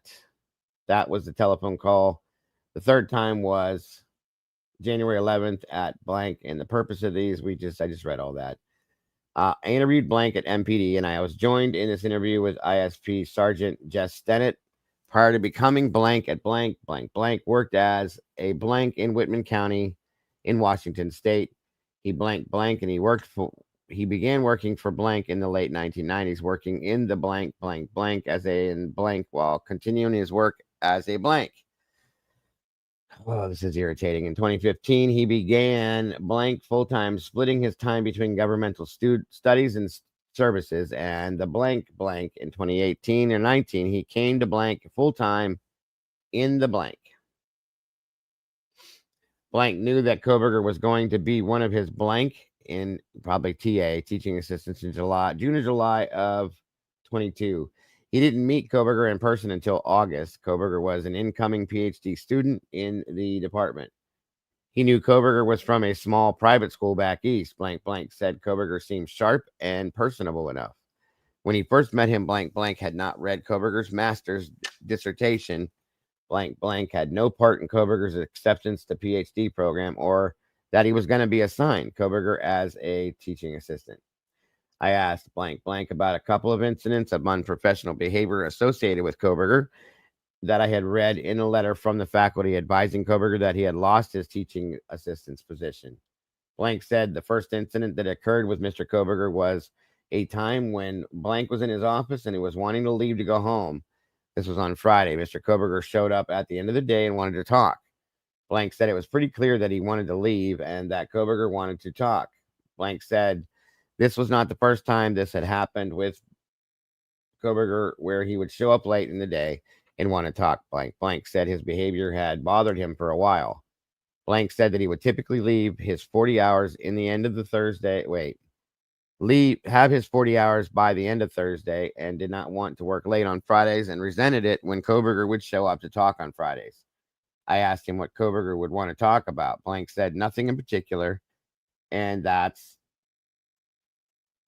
there was nothing remarkable about any of the conversations. Blank said that some of the subjects that were discussed in the past involved how to brief a case or how to deal with plagiarism, or also just general recreation activities on the Palouse. After 10 to 20 minutes, there was an exchange that perturbed Blank blank, where Koberger wouldn't get to the point and let blank go home. At one point, Koberger told blank that he was snarky. Blank became tired and frustrated and told Koberger to leave his office, and he did not. Blank got up and walked out of his office. He said Koberger followed him out of the office and continued talking to him. Blank said he walked down the hall to the main office where he knew Koberger had some run-ins with others. After several late afternoon evening encounters, blank wasn't sure if Koberger was trying to curry favor or whether he was just trying to control blank's time. At some point, blank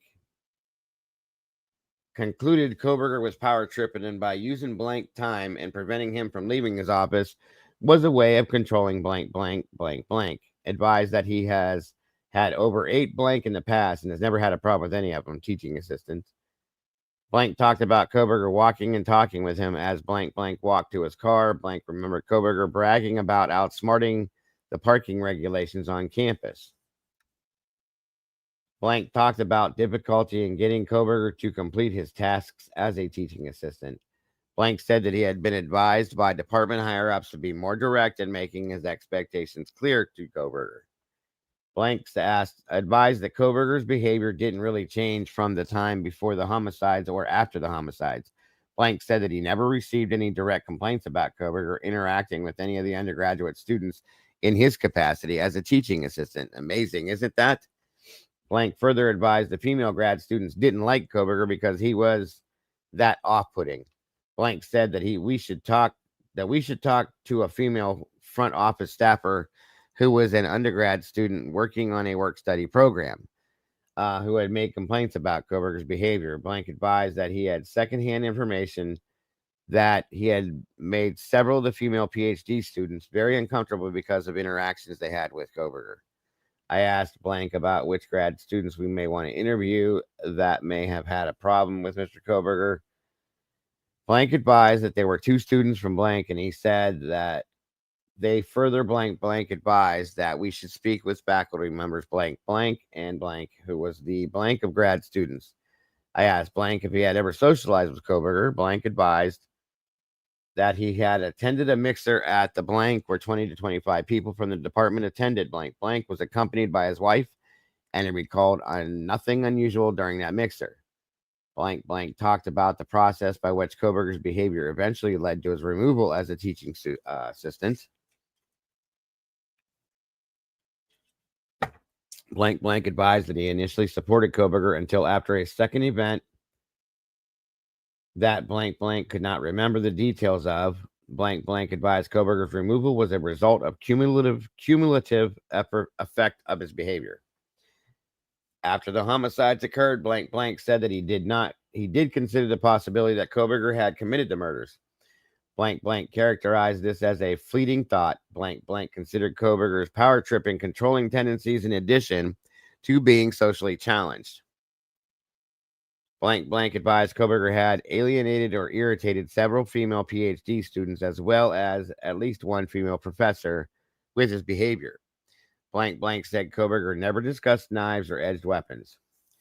We asked blank about a survey of Koberger had conducted with persons who had committed crimes. Blank said that he was unaware of this and that we should contact blank staffer blank about Koberger's PhD activities. Blank talked about a conversation he had with Koberger early on where they discussed the idea of sexual harassment. Blank knew that Koberger had alienated himself from the female grad students by this time. This includes 6 or 7 women. Koberger came up with a line of thought where he said, what if Koberger had heard it? Wait a minute, I'm sorry. Where he said, what if Koberger had heard about blank behaving inappropriately with women, and that would blank do? What would blank do to defend himself against a false allegation? Blank found this line of thought to be troubling and thought Koberger was trying to put himself in a position of power. Blank said that he did not remember any physical injuries visible on Koberger after the homicides occurred. This conversation was recorded. This recording was later provided to MPD to be placed into evidence. That's interesting. So even though he was kind of irritated with him, he still said, kind of took Brian's side on this, that he didn't act any certain way and there were no markings or bruises or scratches or whatever everybody else was saying. Hold on a minute here. Miss Carrot said, I thought the doc stated that Brian had no contact with anyone other than his attorneys and his family. Did Annie P text and call him? I've been meaning to ask that. My understanding is that there was communication, Kara. I don't know how much of it. I don't know for sure. But that's what my understanding is. On January 3rd of 23, Sergeant Stennett and I spoke again with Blank via telephone. Blank advised after thinking more about Koberger, he considered the issue about whether Koberger was power tripping or just socially inept. He considered that it didn't matter. Koberger or Blank talked about having coffee with a female staffer named Blank, had concluded that Koberger was power tripping. Blank said that he thought she was right on her opinion.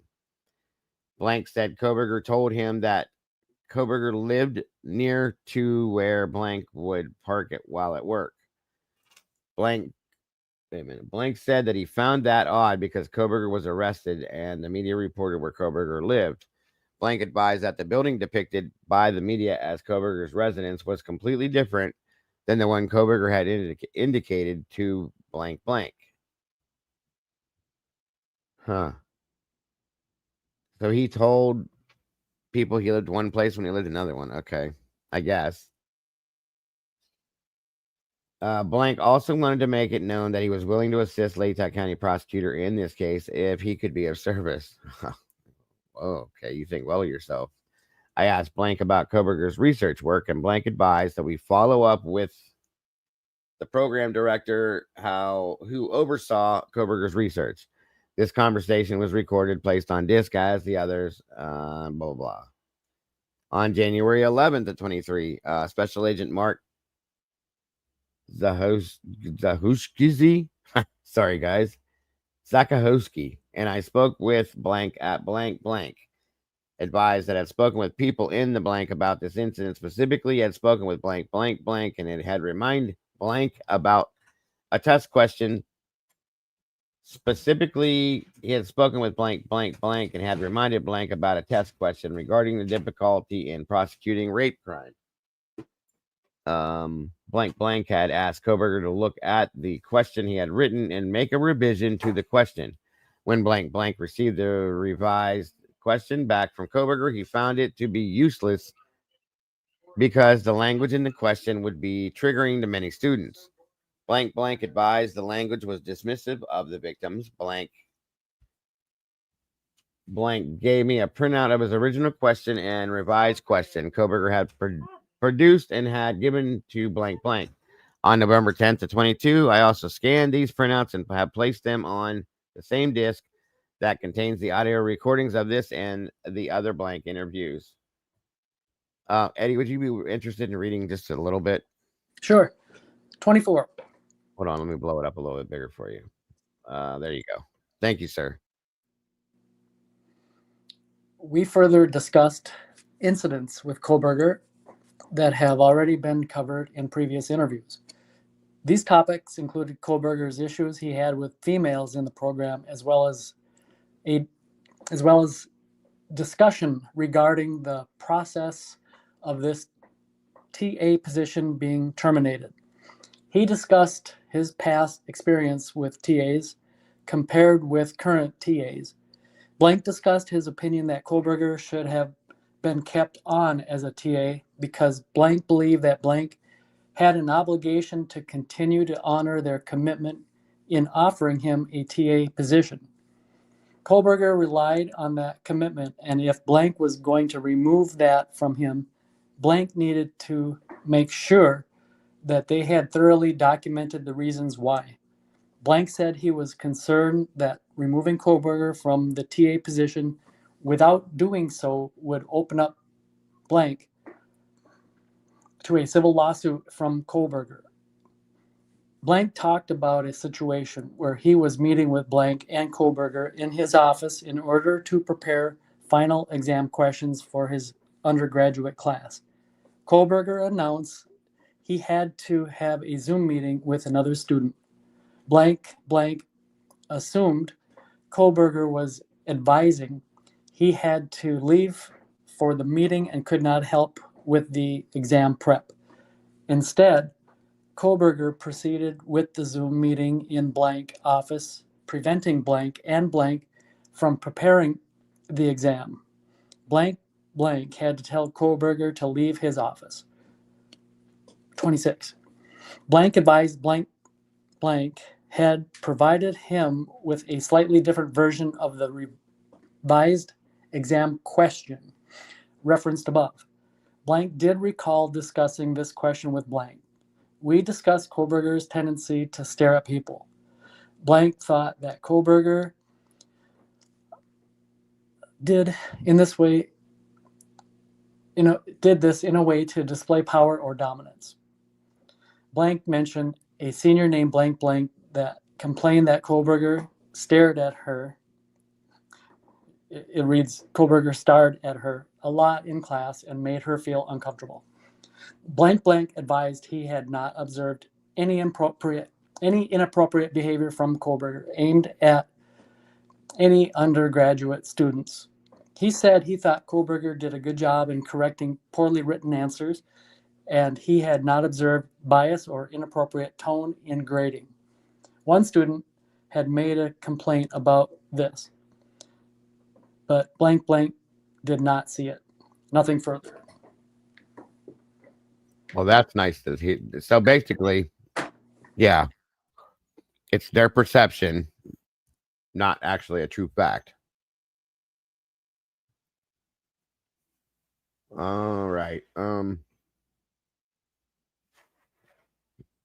These look like more interviews with multiple acquaintances. Do you think that any of these acquaintance interviews are going to end up having anything of substance? It depends on who they are, but it doesn't tell us that, so we really don't know. Yeah, but I doubt it. I it. doubt it. These ones here look like they're all aimed at Kohlberger anyway, and they're all interviews about him and acquaintances of his. So truly, it just seems like they're all attacking him. Yeah, they're just slanderous. My thoughts were if it'd be kind of ideal if they kind of came at us in a bunch where we could just dismiss them and get on to more important. Because every one of these is all, yeah, these are all people accusing Brian of being unfair, being targeting, doing this, doing that. And we have teachers coming out saying, I didn't see any of that. I don't see that. I didn't experience that. And these are all undergraduate students that didn't like him for that reason. 1 second.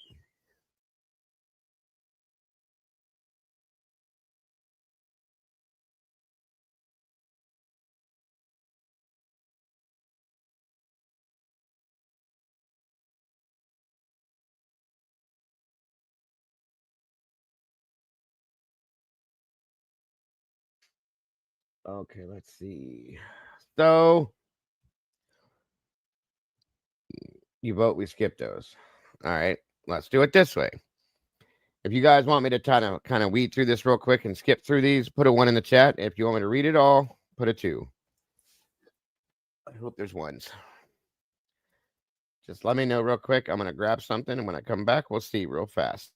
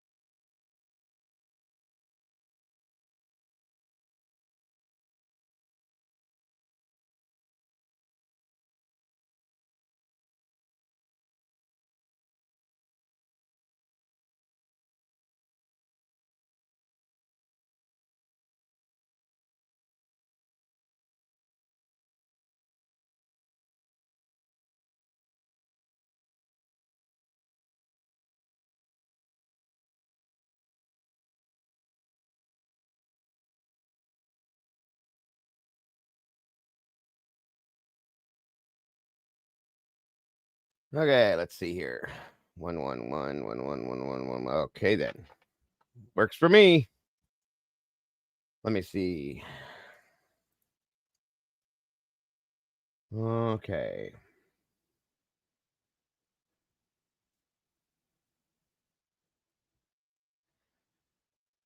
And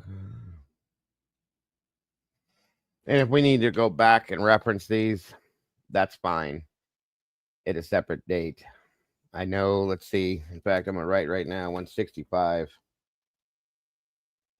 is where I left off there. And if I have to go back there from there forward, I can.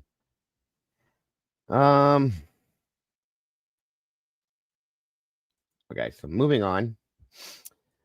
Detective Sergeant Van Leuven interviewed blank on 2000, date of birth on several occasions beginning November 15th. This supplement adds the audio from those interviews into evidence.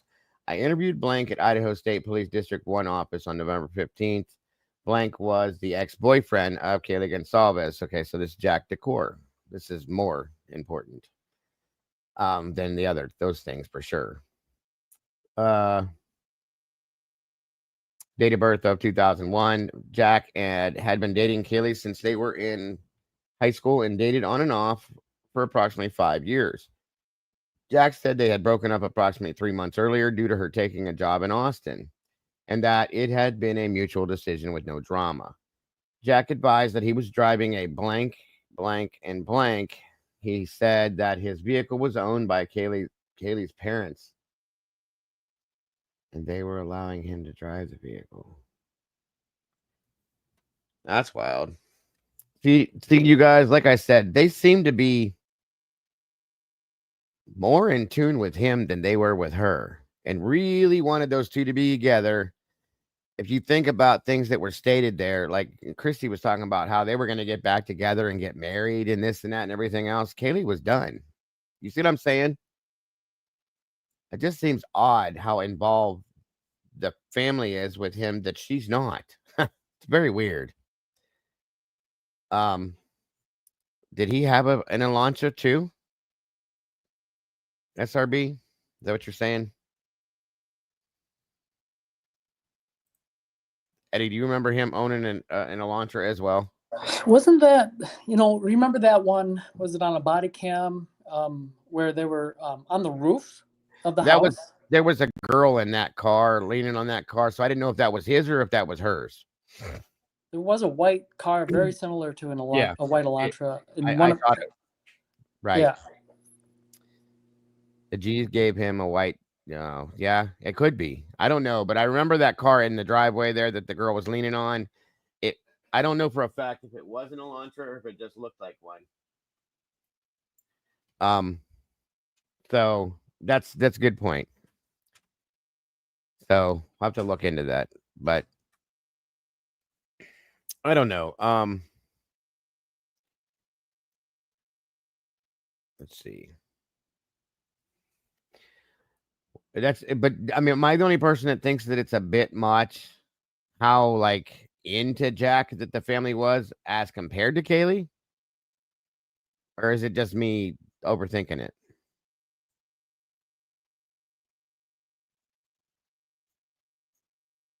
Hey, Jilly and Elise. I don't know.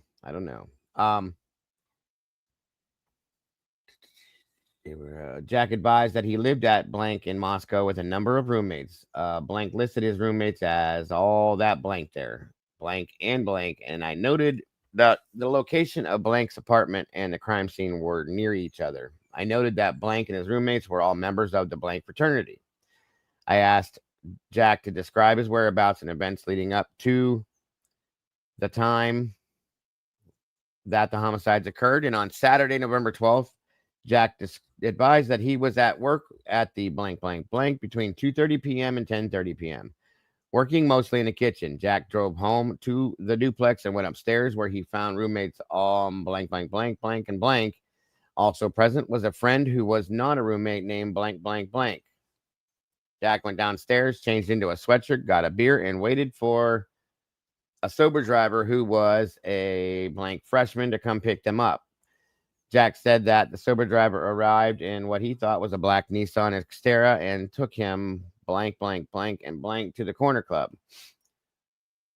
Jack said they arrived at the corner club around 11 p.m. He said the club was packed and that they were admitted in because his roommate blank, blank, Adam Luba, is that how you say it? Or Lauda was working at the club and let them in. Jack said that he got into a confrontation with the blank member named blank because blank had been messing with one of his friends,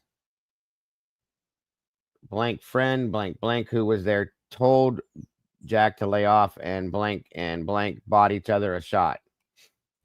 Blank said he saw Kaylee at the club that night. It was not uncommon for Kaylee to be at the club. Jack said that he thought Kaylee was accompanied by blank, blank, blank, blank, who was Jake Shriver's girlfriend. Jack said he left at approximately 1 a.m. Jack said that he, blank, and blank were picked up from the club by blank, who was president of the blank fraternity, and returned to their apartment. Jack said that he had consumed 2 beers, 2 shots of tequila, 1 shot of Rumpelmans, yuck, and a 32-ounce tub of beer. Jack said after returning to the apartment, he hung out with his roommates for a period of time, tried to throw up, but couldn't, and went to bed. That's nice. That's that Rumpelmans. That's what you get. Jack said he woke up around 11:30 that next day, Sunday, November 13th at 22. Jack said blank, blank, blank, and blank came into the apartment and talked about cops being down the street near blank's house. He tried to call Kaylee on the phone, but no answer. Jack said he walked down the street where Kaylee's apartment was and saw blank, who was Ethan Chapin's brother, I'm guessing, blank, and said that he asked one of the officers on scene to tell him what was going on and told an officer that his ex-girlfriend lived in the house. Jack said the police officer put him in the back of a patrol car for about 45 minutes. Also present, sitting with blank, was another blank. Blank said that blank was a good friend of Kaylee's. At some point, the University of Idaho put out a text university-wide announcing a homicide had occurred. At my request, Jack drew a sketch of Kaylee's apartment and labeled the rooms by the names of the persons that he knew to be living in each room. I have attached these drawings to the supplement and will transfer them to the Moscow PD. I will also scan these sketches and place the scans on a disc to include the audio recordings of blank Jack's interviews as well as other documents. Pause right there. So I think in paragraph number 8, so it said, as he was walking up, someone told him that there's squad cars at the 1122 King Road house. So he was walking up and towards Kaylee's apartment and saw blank, who was Ethan Chapin's blank. You said brother, but could that also be friend?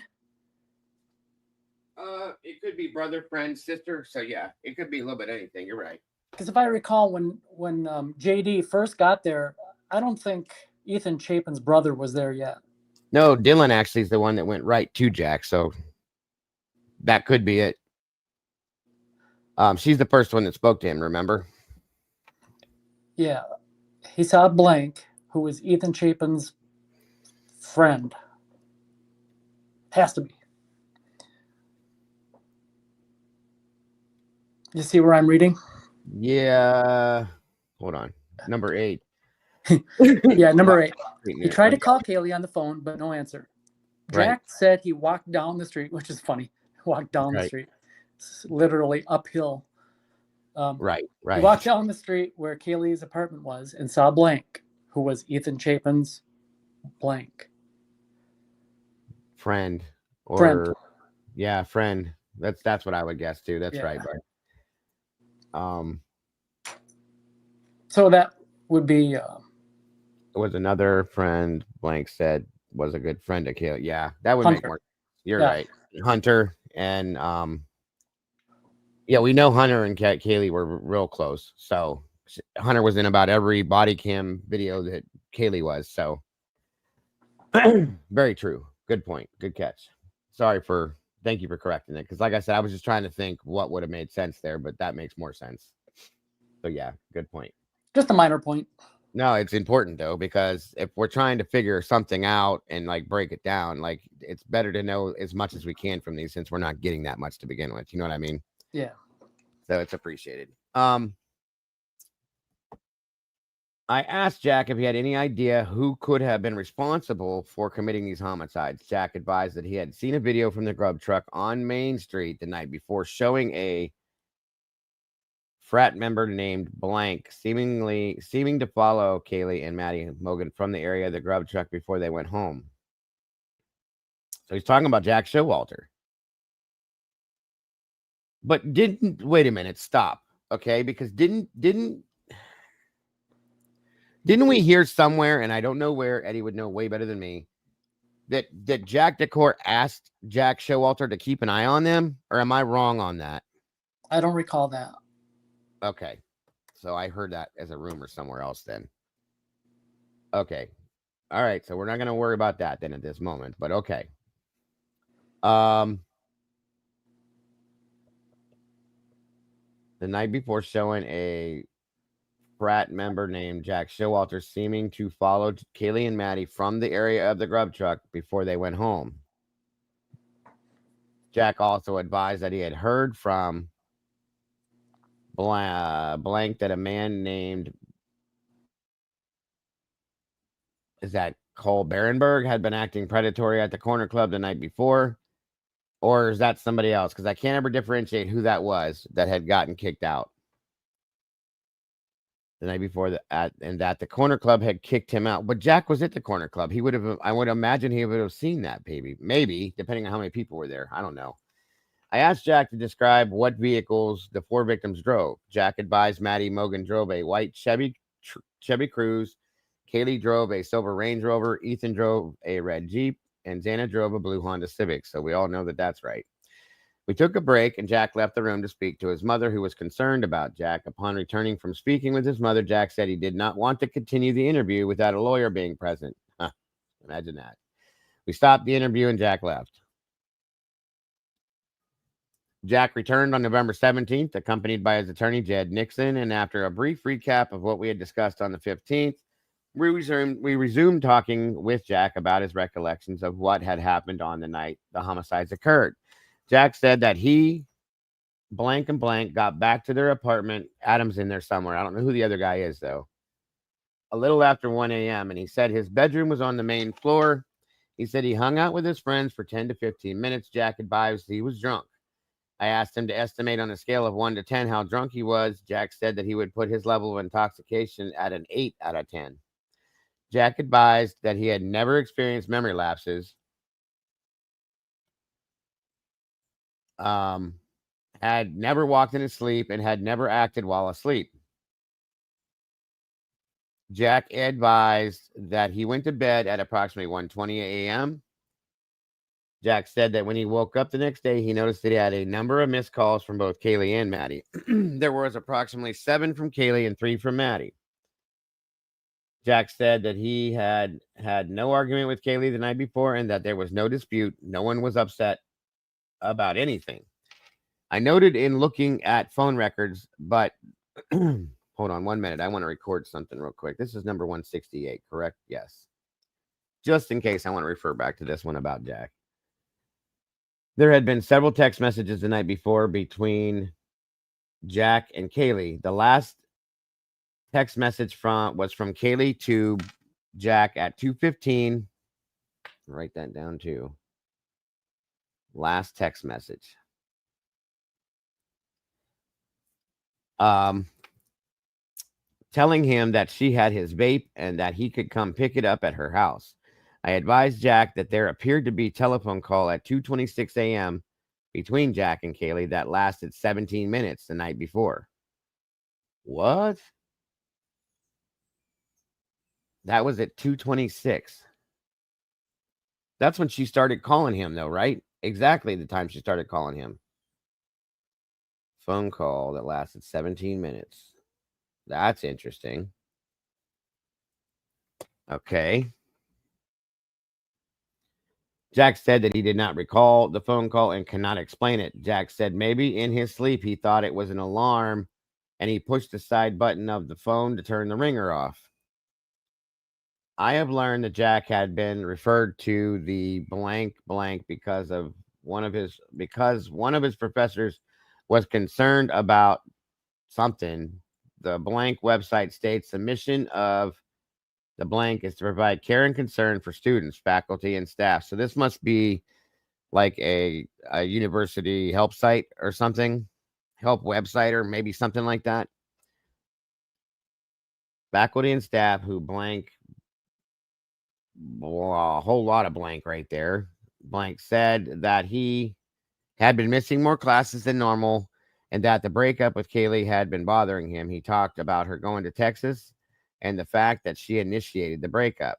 I asked Jack directly if he had committed these murders, and he stated clearly that he did not. Jack consensually gave a DNA sample at my request. He also consensually gave his cell phone to be downloaded.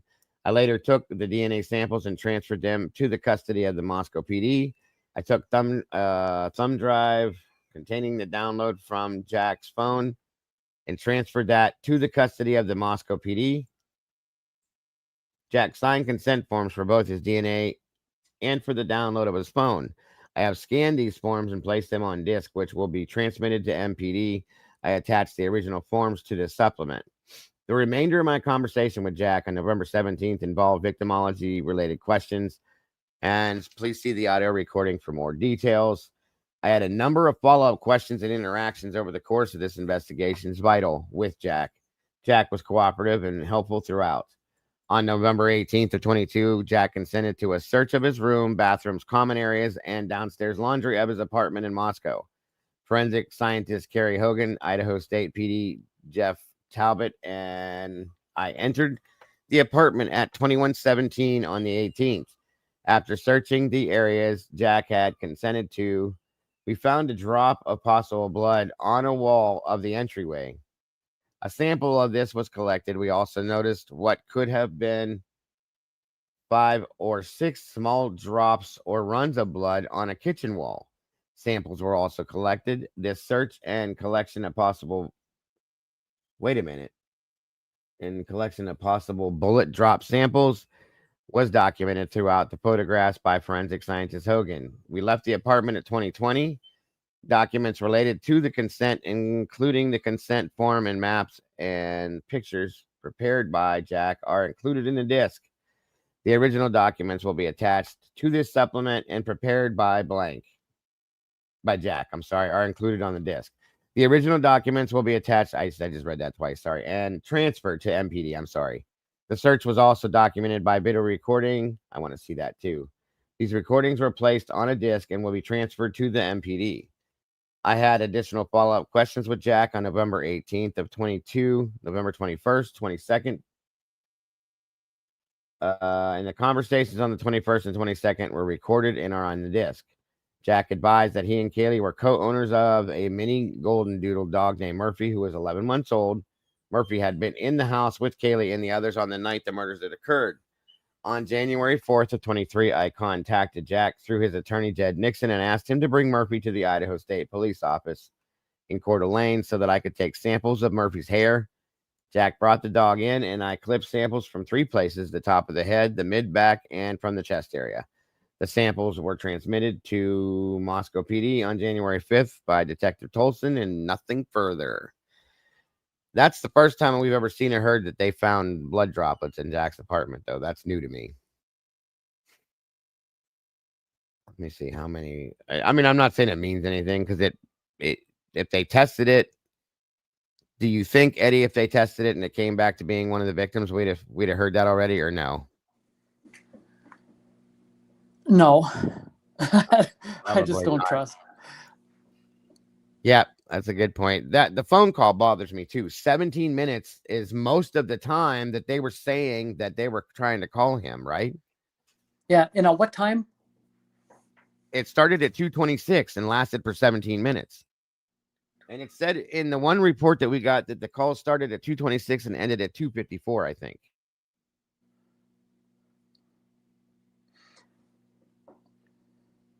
So at 2:53, MM calls BF.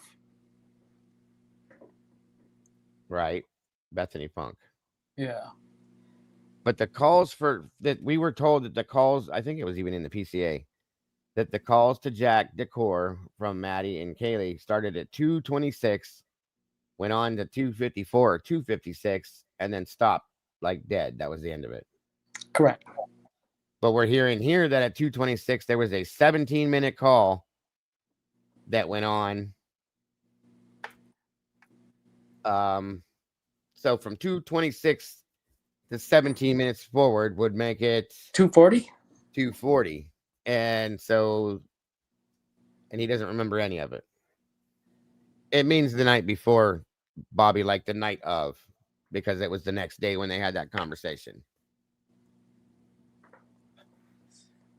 And he said he was drunk, really drunk, an 8 out of 10, was trying to throw up, so on and so forth. Yeah, it'd be better if they gave the actual date, but 2:26 plus 17, maybe 2:43, I suppose.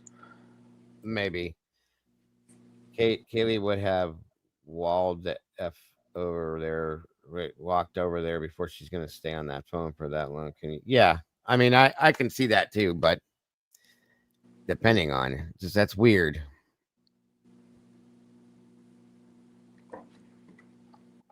Yeah, they need to have times in here for sure, just to verify. Once again, we have 1, 2, 3, 4, 5, 6, 7, 8, 9 acquaintance. Looks like more interviews. Let me see. This is about Koberger again. Moving through it. Moving through it. Koberger. Like I said, I can go back if I need to. Interviewed in Moscow PD was the driver that stopped. So this is the Eric Gower interview. Interesting.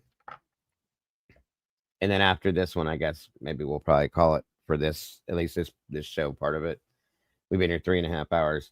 On November 18th to 22, Detective Gary Tolson and I, Detective Sergeant Michael Van Leuven, interviewed blank. I'm going to say Eric Gower then. Date of birth. Hold on, you guys. I'm trying to. There we go. 1994 at the Moscow PD. Gower was the Uber driver that dropped Kaylee Gonsalves, date of birth of 01, and Maddie Mogan, date of birth of 01, off at their apartment prior to the homicides. As Gower was one of the last people to see the victims prior to the homicides, he was a person of interest in the investigation. Gower cooperated fully and completely with our inquiries. Gower provided his telephone and consented to a search of the phone, as well as providing us the password. Where are we at here? For the phone. The phone was consented to a search of the phone, as well as providing us the password for the phone. The phone was downloaded during the interview and returned back to Gower before he left. The consent form for the phone was scanned, placed on disk, and to be given to MPD. The original signed consent form will be transferred to the Moscow Police Department. Gower also consented to giving us a sample of his DNA, and I took the samples using buccal swabs that I transferred these swabs to MPD.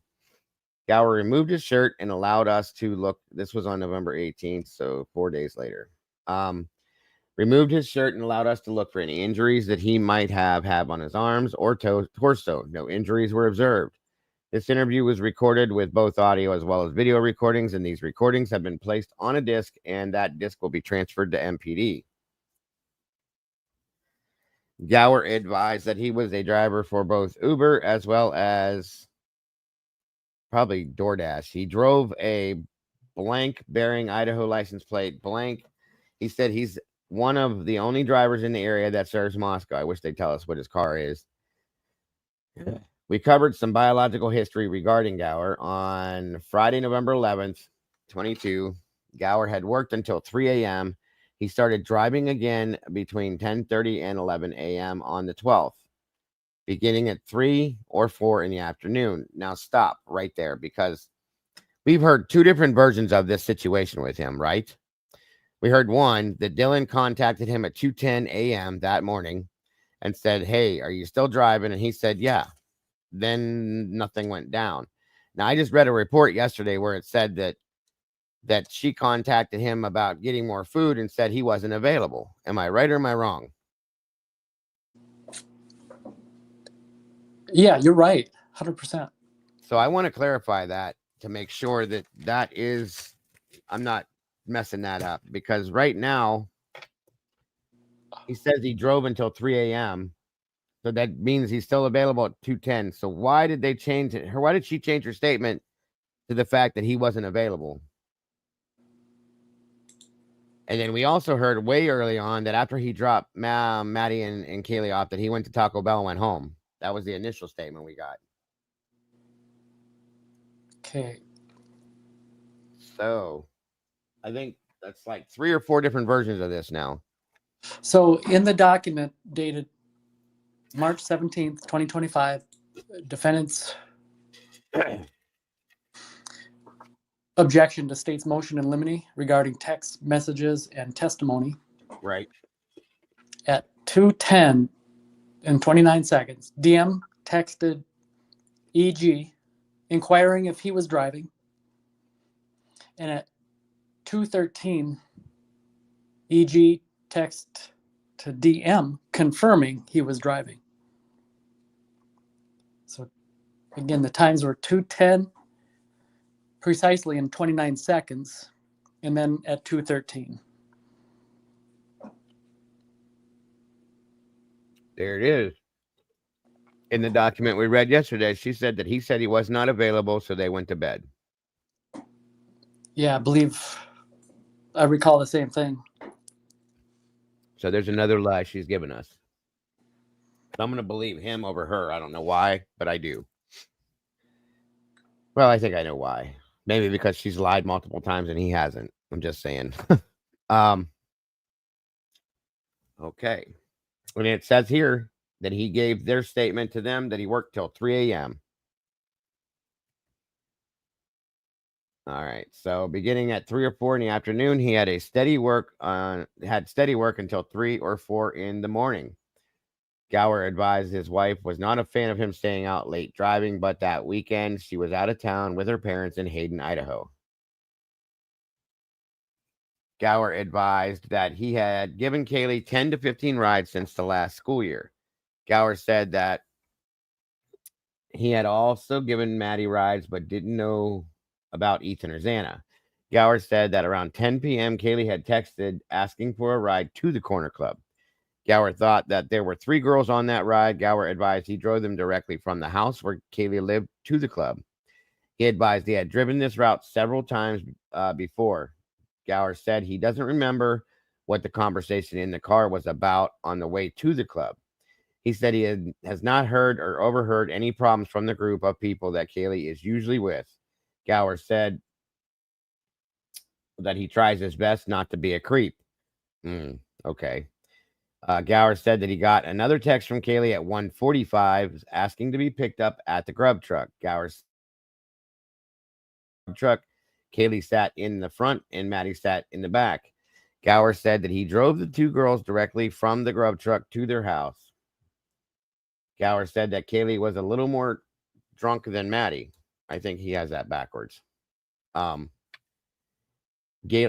said that when he got to the house that the lights were on and that there were 4 cars parked in the driveway, and he said he noticed a black SUV on the left side sticking out. Okay, then that was already there. That SUV was already there because the one that we're talking about that Pop says belongs to them, that's not the same SUV. Okay, that came at 4:30 that morning. That may explain that confusion there. He also said that there was a silver car on the road. Gower did not notice anyone walking on the road. Gower watched the girls go into the house. Gower said on this occasion, they didn't pay him for a ride. He said that that was not unusual and that he expected that they would pay him later. Gower said he never gave rides for free and that there was always the understanding that they would pay. Gower said he has never been into the house or anyone's house as a driver. Gower advised that the girl's state of inebriation was pretty standard. Gower said that this ride was off the books, meaning that it was not managed through Uber. The girls had his number and contacted him directly. Gower said that 5 to 10% of the rides he gave are off the books. I'm sure Uber would love to hear that. Gower said that he did not go back to the girl's residence that night. When asked to provide an alibi, Gower stated that he was home at the time of the homicides. Gower said he could support him being home at the time of the homicides by proving security camera footage from around his house, showing his vehicle parked there and what time he got home. I asked him to provide a copy of this footage to the Moscow PD, and he said he would. I was later advised that he had brought a copy of the footage into PD and turned it over to them.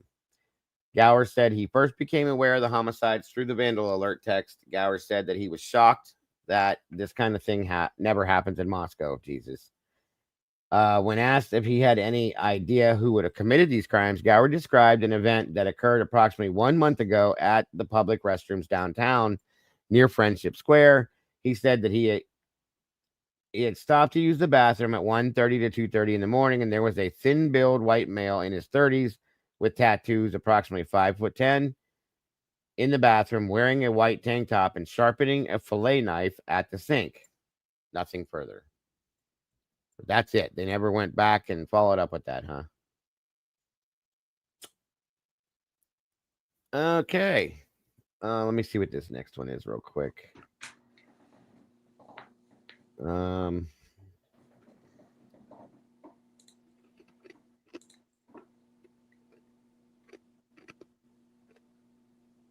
Maybe I will read this next one here because this looks kind of interesting, and then we'll stop there.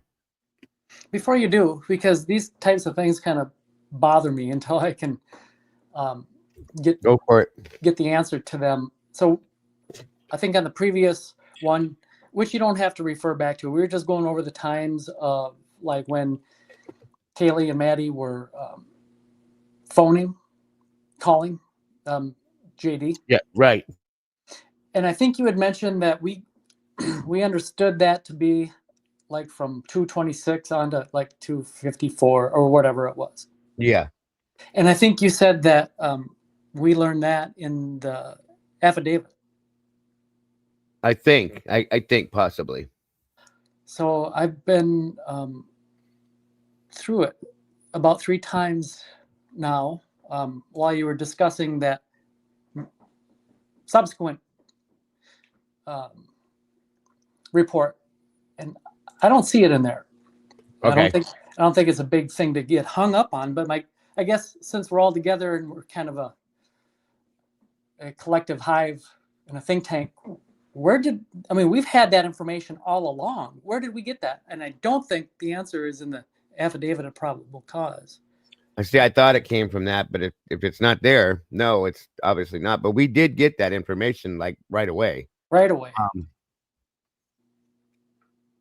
I'm trying to think like where else we could have got it from though.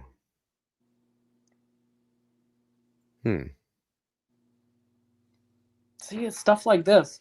Right. Kind of troubles your mind. I know the answer is simple to find. It's hard to find it during a live stream, especially when you're on panel, but it'd be nice to have the answer. We'll find it. We'll probably have it by tomorrow for sure. Yeah. And I know it doesn't even matter. No matter what, it's just a small point. I mean, maybe not, but some of these things, it could have been Olivia or a presser. Yeah, that's true.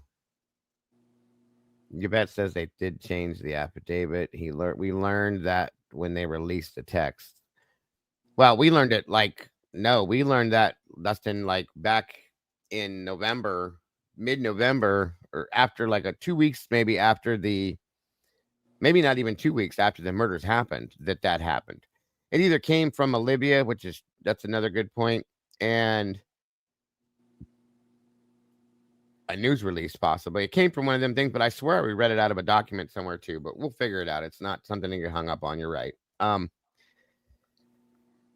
little things like that to me are important, I think, in some senses, because it can change a timeline. It can change anything, and it can make point something else out to us that we may not have seen before that would make something make sense. You know, that's why I point to things like that. Yeah, because the source of all of this stuff matters. Yeah. Absolutely does. Especially, can you all imagine being Ann Taylor requesting this discovery? She has, here all along, we thought that she had everything.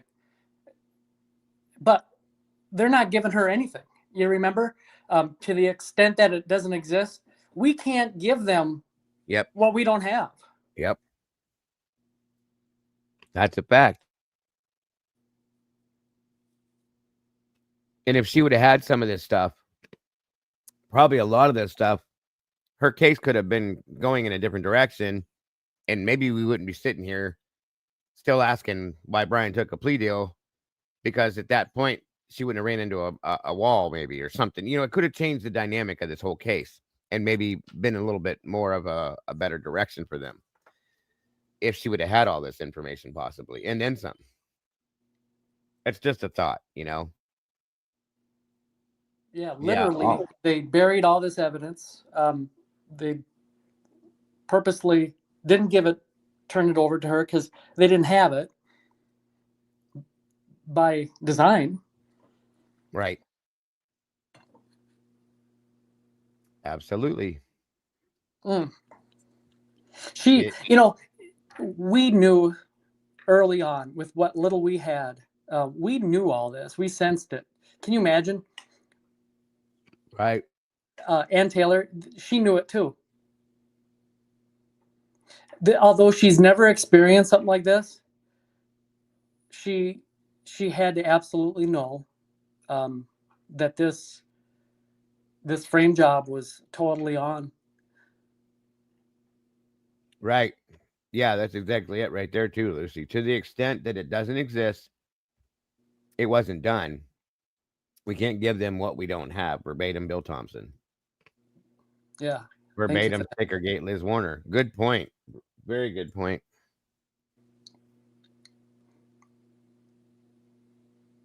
Thank you, Lucy. Good stuff. Yeah. And what hearing was that? What was the date on that? Really test your knowledge. I don't remember the date, but wasn't that the same hearing where she announced to the world that there was absolutely no DNA on anything of Brian Koberger's? Or was it maybe before that or after? It was with Judge John Judge. Right.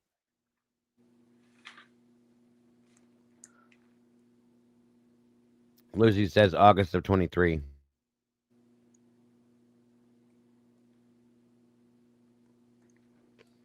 August 18th at 23. Yeah. Lucy.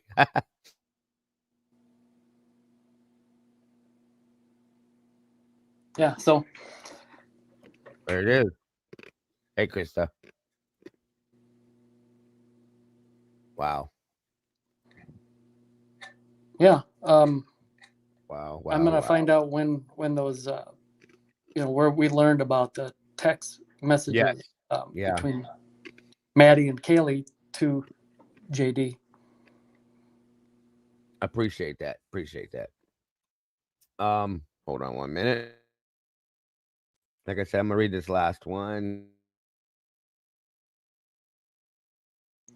Daigle, what I'm gonna do is hop down, and since I'll probably have enough time to find it in the balance of when you read this next report. So I'll hop into chat, and then hopefully be able to post it into the chat here.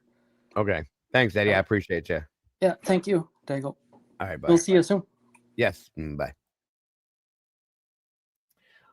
Beginning on November 19th, ISP Detective Gary Tolson and I, Sergeant Van Leuven, interviewed a number of people regarding a tip that had come in regarding information from a Moscow citizen named Blank, date of birth in 1969. Blank, date of birth 1989, contacted law enforcement to provide a tip about a woman named Blank, said a man she worked with at the Blank in Moscow told her about a story he had heard from Blank about a man Blank had met prior to the homicides who might be the murderer. 1 second, folks, please. Let me see something here.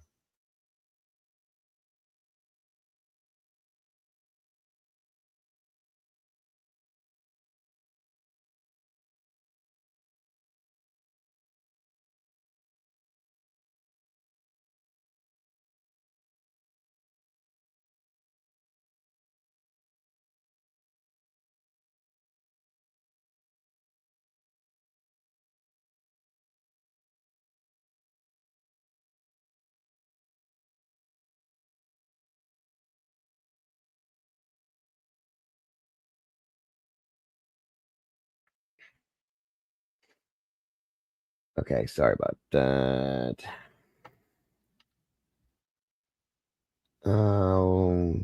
Said a man she worked with at the blank in Moscow told her about a story that he had heard from blank about a man blank had met prior to the homicides who might be the murderer. Okay. Blank forwarded a picture of a typewritten statement dated November 17th to 22. Blank had made regarding her memory of the conversation with the man. A scan of that written statement had been placed on the disk and will be transferred to MPD, of course. In this written statement, Blank writes about a conversation she had with a stranger between 3 weeks and 2 months prior, 2 months ago prior in front of blank business name blank blank. Blank. Blank described the man as a big guy, tall and burly, with reddish brown hair. Blank said the man had purchased a soda from a vending machine in front of her business, and that was where the conversation took place. Blank writes that this man said he was homeless, living out of his van, and had recently been parking in front of the blank, and police had told him to park somewhere else. Blank wrote that the man said that he had been accused of shoplifting from the blank that morning. Blank wrote that the man talked about a knife he had, how sharp it was, and that she would have been surprised.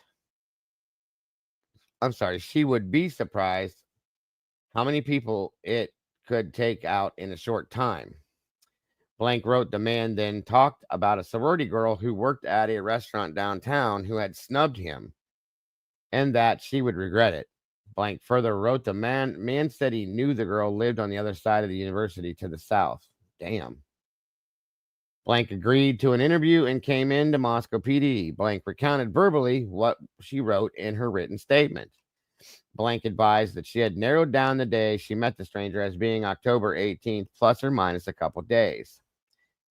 In an attempt to identify the person Blank claimed to have spoken with, we conducted numerous interviews with people associated with the blank to include blank, and blank. We queried Moscow PD records regarding the reported contact with the man in his department records. In his van at the blank. Through conversations with the blank people as well as Moscow PD department records, the occupant of the van was identified as blank. Blank was well known to local law enforcement and was contacted in this case. When shown a photograph of blank, blank said that was not the man she reported talking to in front of her business. We also interviewed several people associated with the blank, including blank manager, blank and manager blank. None were aware of a shoplifting complaint as described by the stranger in blank statement. Blank had mentioned that she had suggested to the stranger that he contact the blank next to hers in search of a job. We interviewed blank, the owner of blank, said he had never met the stranger, but had heard about him from blank. All of these interviews were recorded as audio. And of course, again, it was placed on disc and handed over to MPD. Blank advised that there were security cameras showing the front of her business, but they were not working during the time she believed she had talked to the stranger. Of course, they weren't. Ultimately, we were able to obtain copies of video from Latah County Department of Motor Vehicles, which was located across the street from the blank. One of the cameras covered the front of the blank where blank claimed the contact with stranger occurred. After reviewing 11 days of daytime footage from this camera, we found no footage, that depicts blank having a conversation with a man in front of her business, consistent with their statements. This video was placed on thumb drive and will be transferred to MPD. It sounds like she don't like this guy and she was just trying to get him in trouble. There's a lot of this that goes on and shit like this, but definitely in this case. Blank continued to contact me and Detective Tolleson on numerous occasions, both via text as well as voicemail, advising us of additional info that she had recalled, and I have placed the text on disc again. Nothing the audio mentioned previously. Containing the audio mentioned previously. I also placed an email on disc, and there's nothing further. Wow. So Eddie says from 244 to 252, Maddie calls Jack 3 times And then Kaylee makes a final call at 2:52. At 2:26, Kaylee starts to call Jack. Olivia Gonsalves told Inside Edition. Kaylee calls Jack 6. There it is. Thank you, Eddie. Now we know. Let me see something here. I think that'll do it, folks. 3 hours and 47 minutes. For right now, I'll be back here later on. Hopefully I will be. Keep your fingers crossed. Thank you, Eddie, for joining me. Thank you all for joining me as well. There's a couple things I've learned here. I don't know. It's probably nothing, but the fact that Jack Decor had blood in his apartment bugs me a little bit. Just a little. And whoever this guy was that this woman says she had this interaction with, if it's even true, it's interesting. But I don't even know that it's true. So I don't know.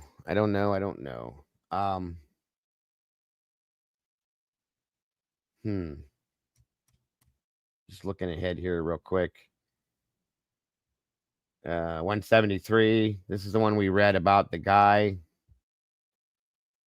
that donned his uncle's ATF jacket and hat and walked inside and said that everybody looked like they had been double tapped, meaning shot.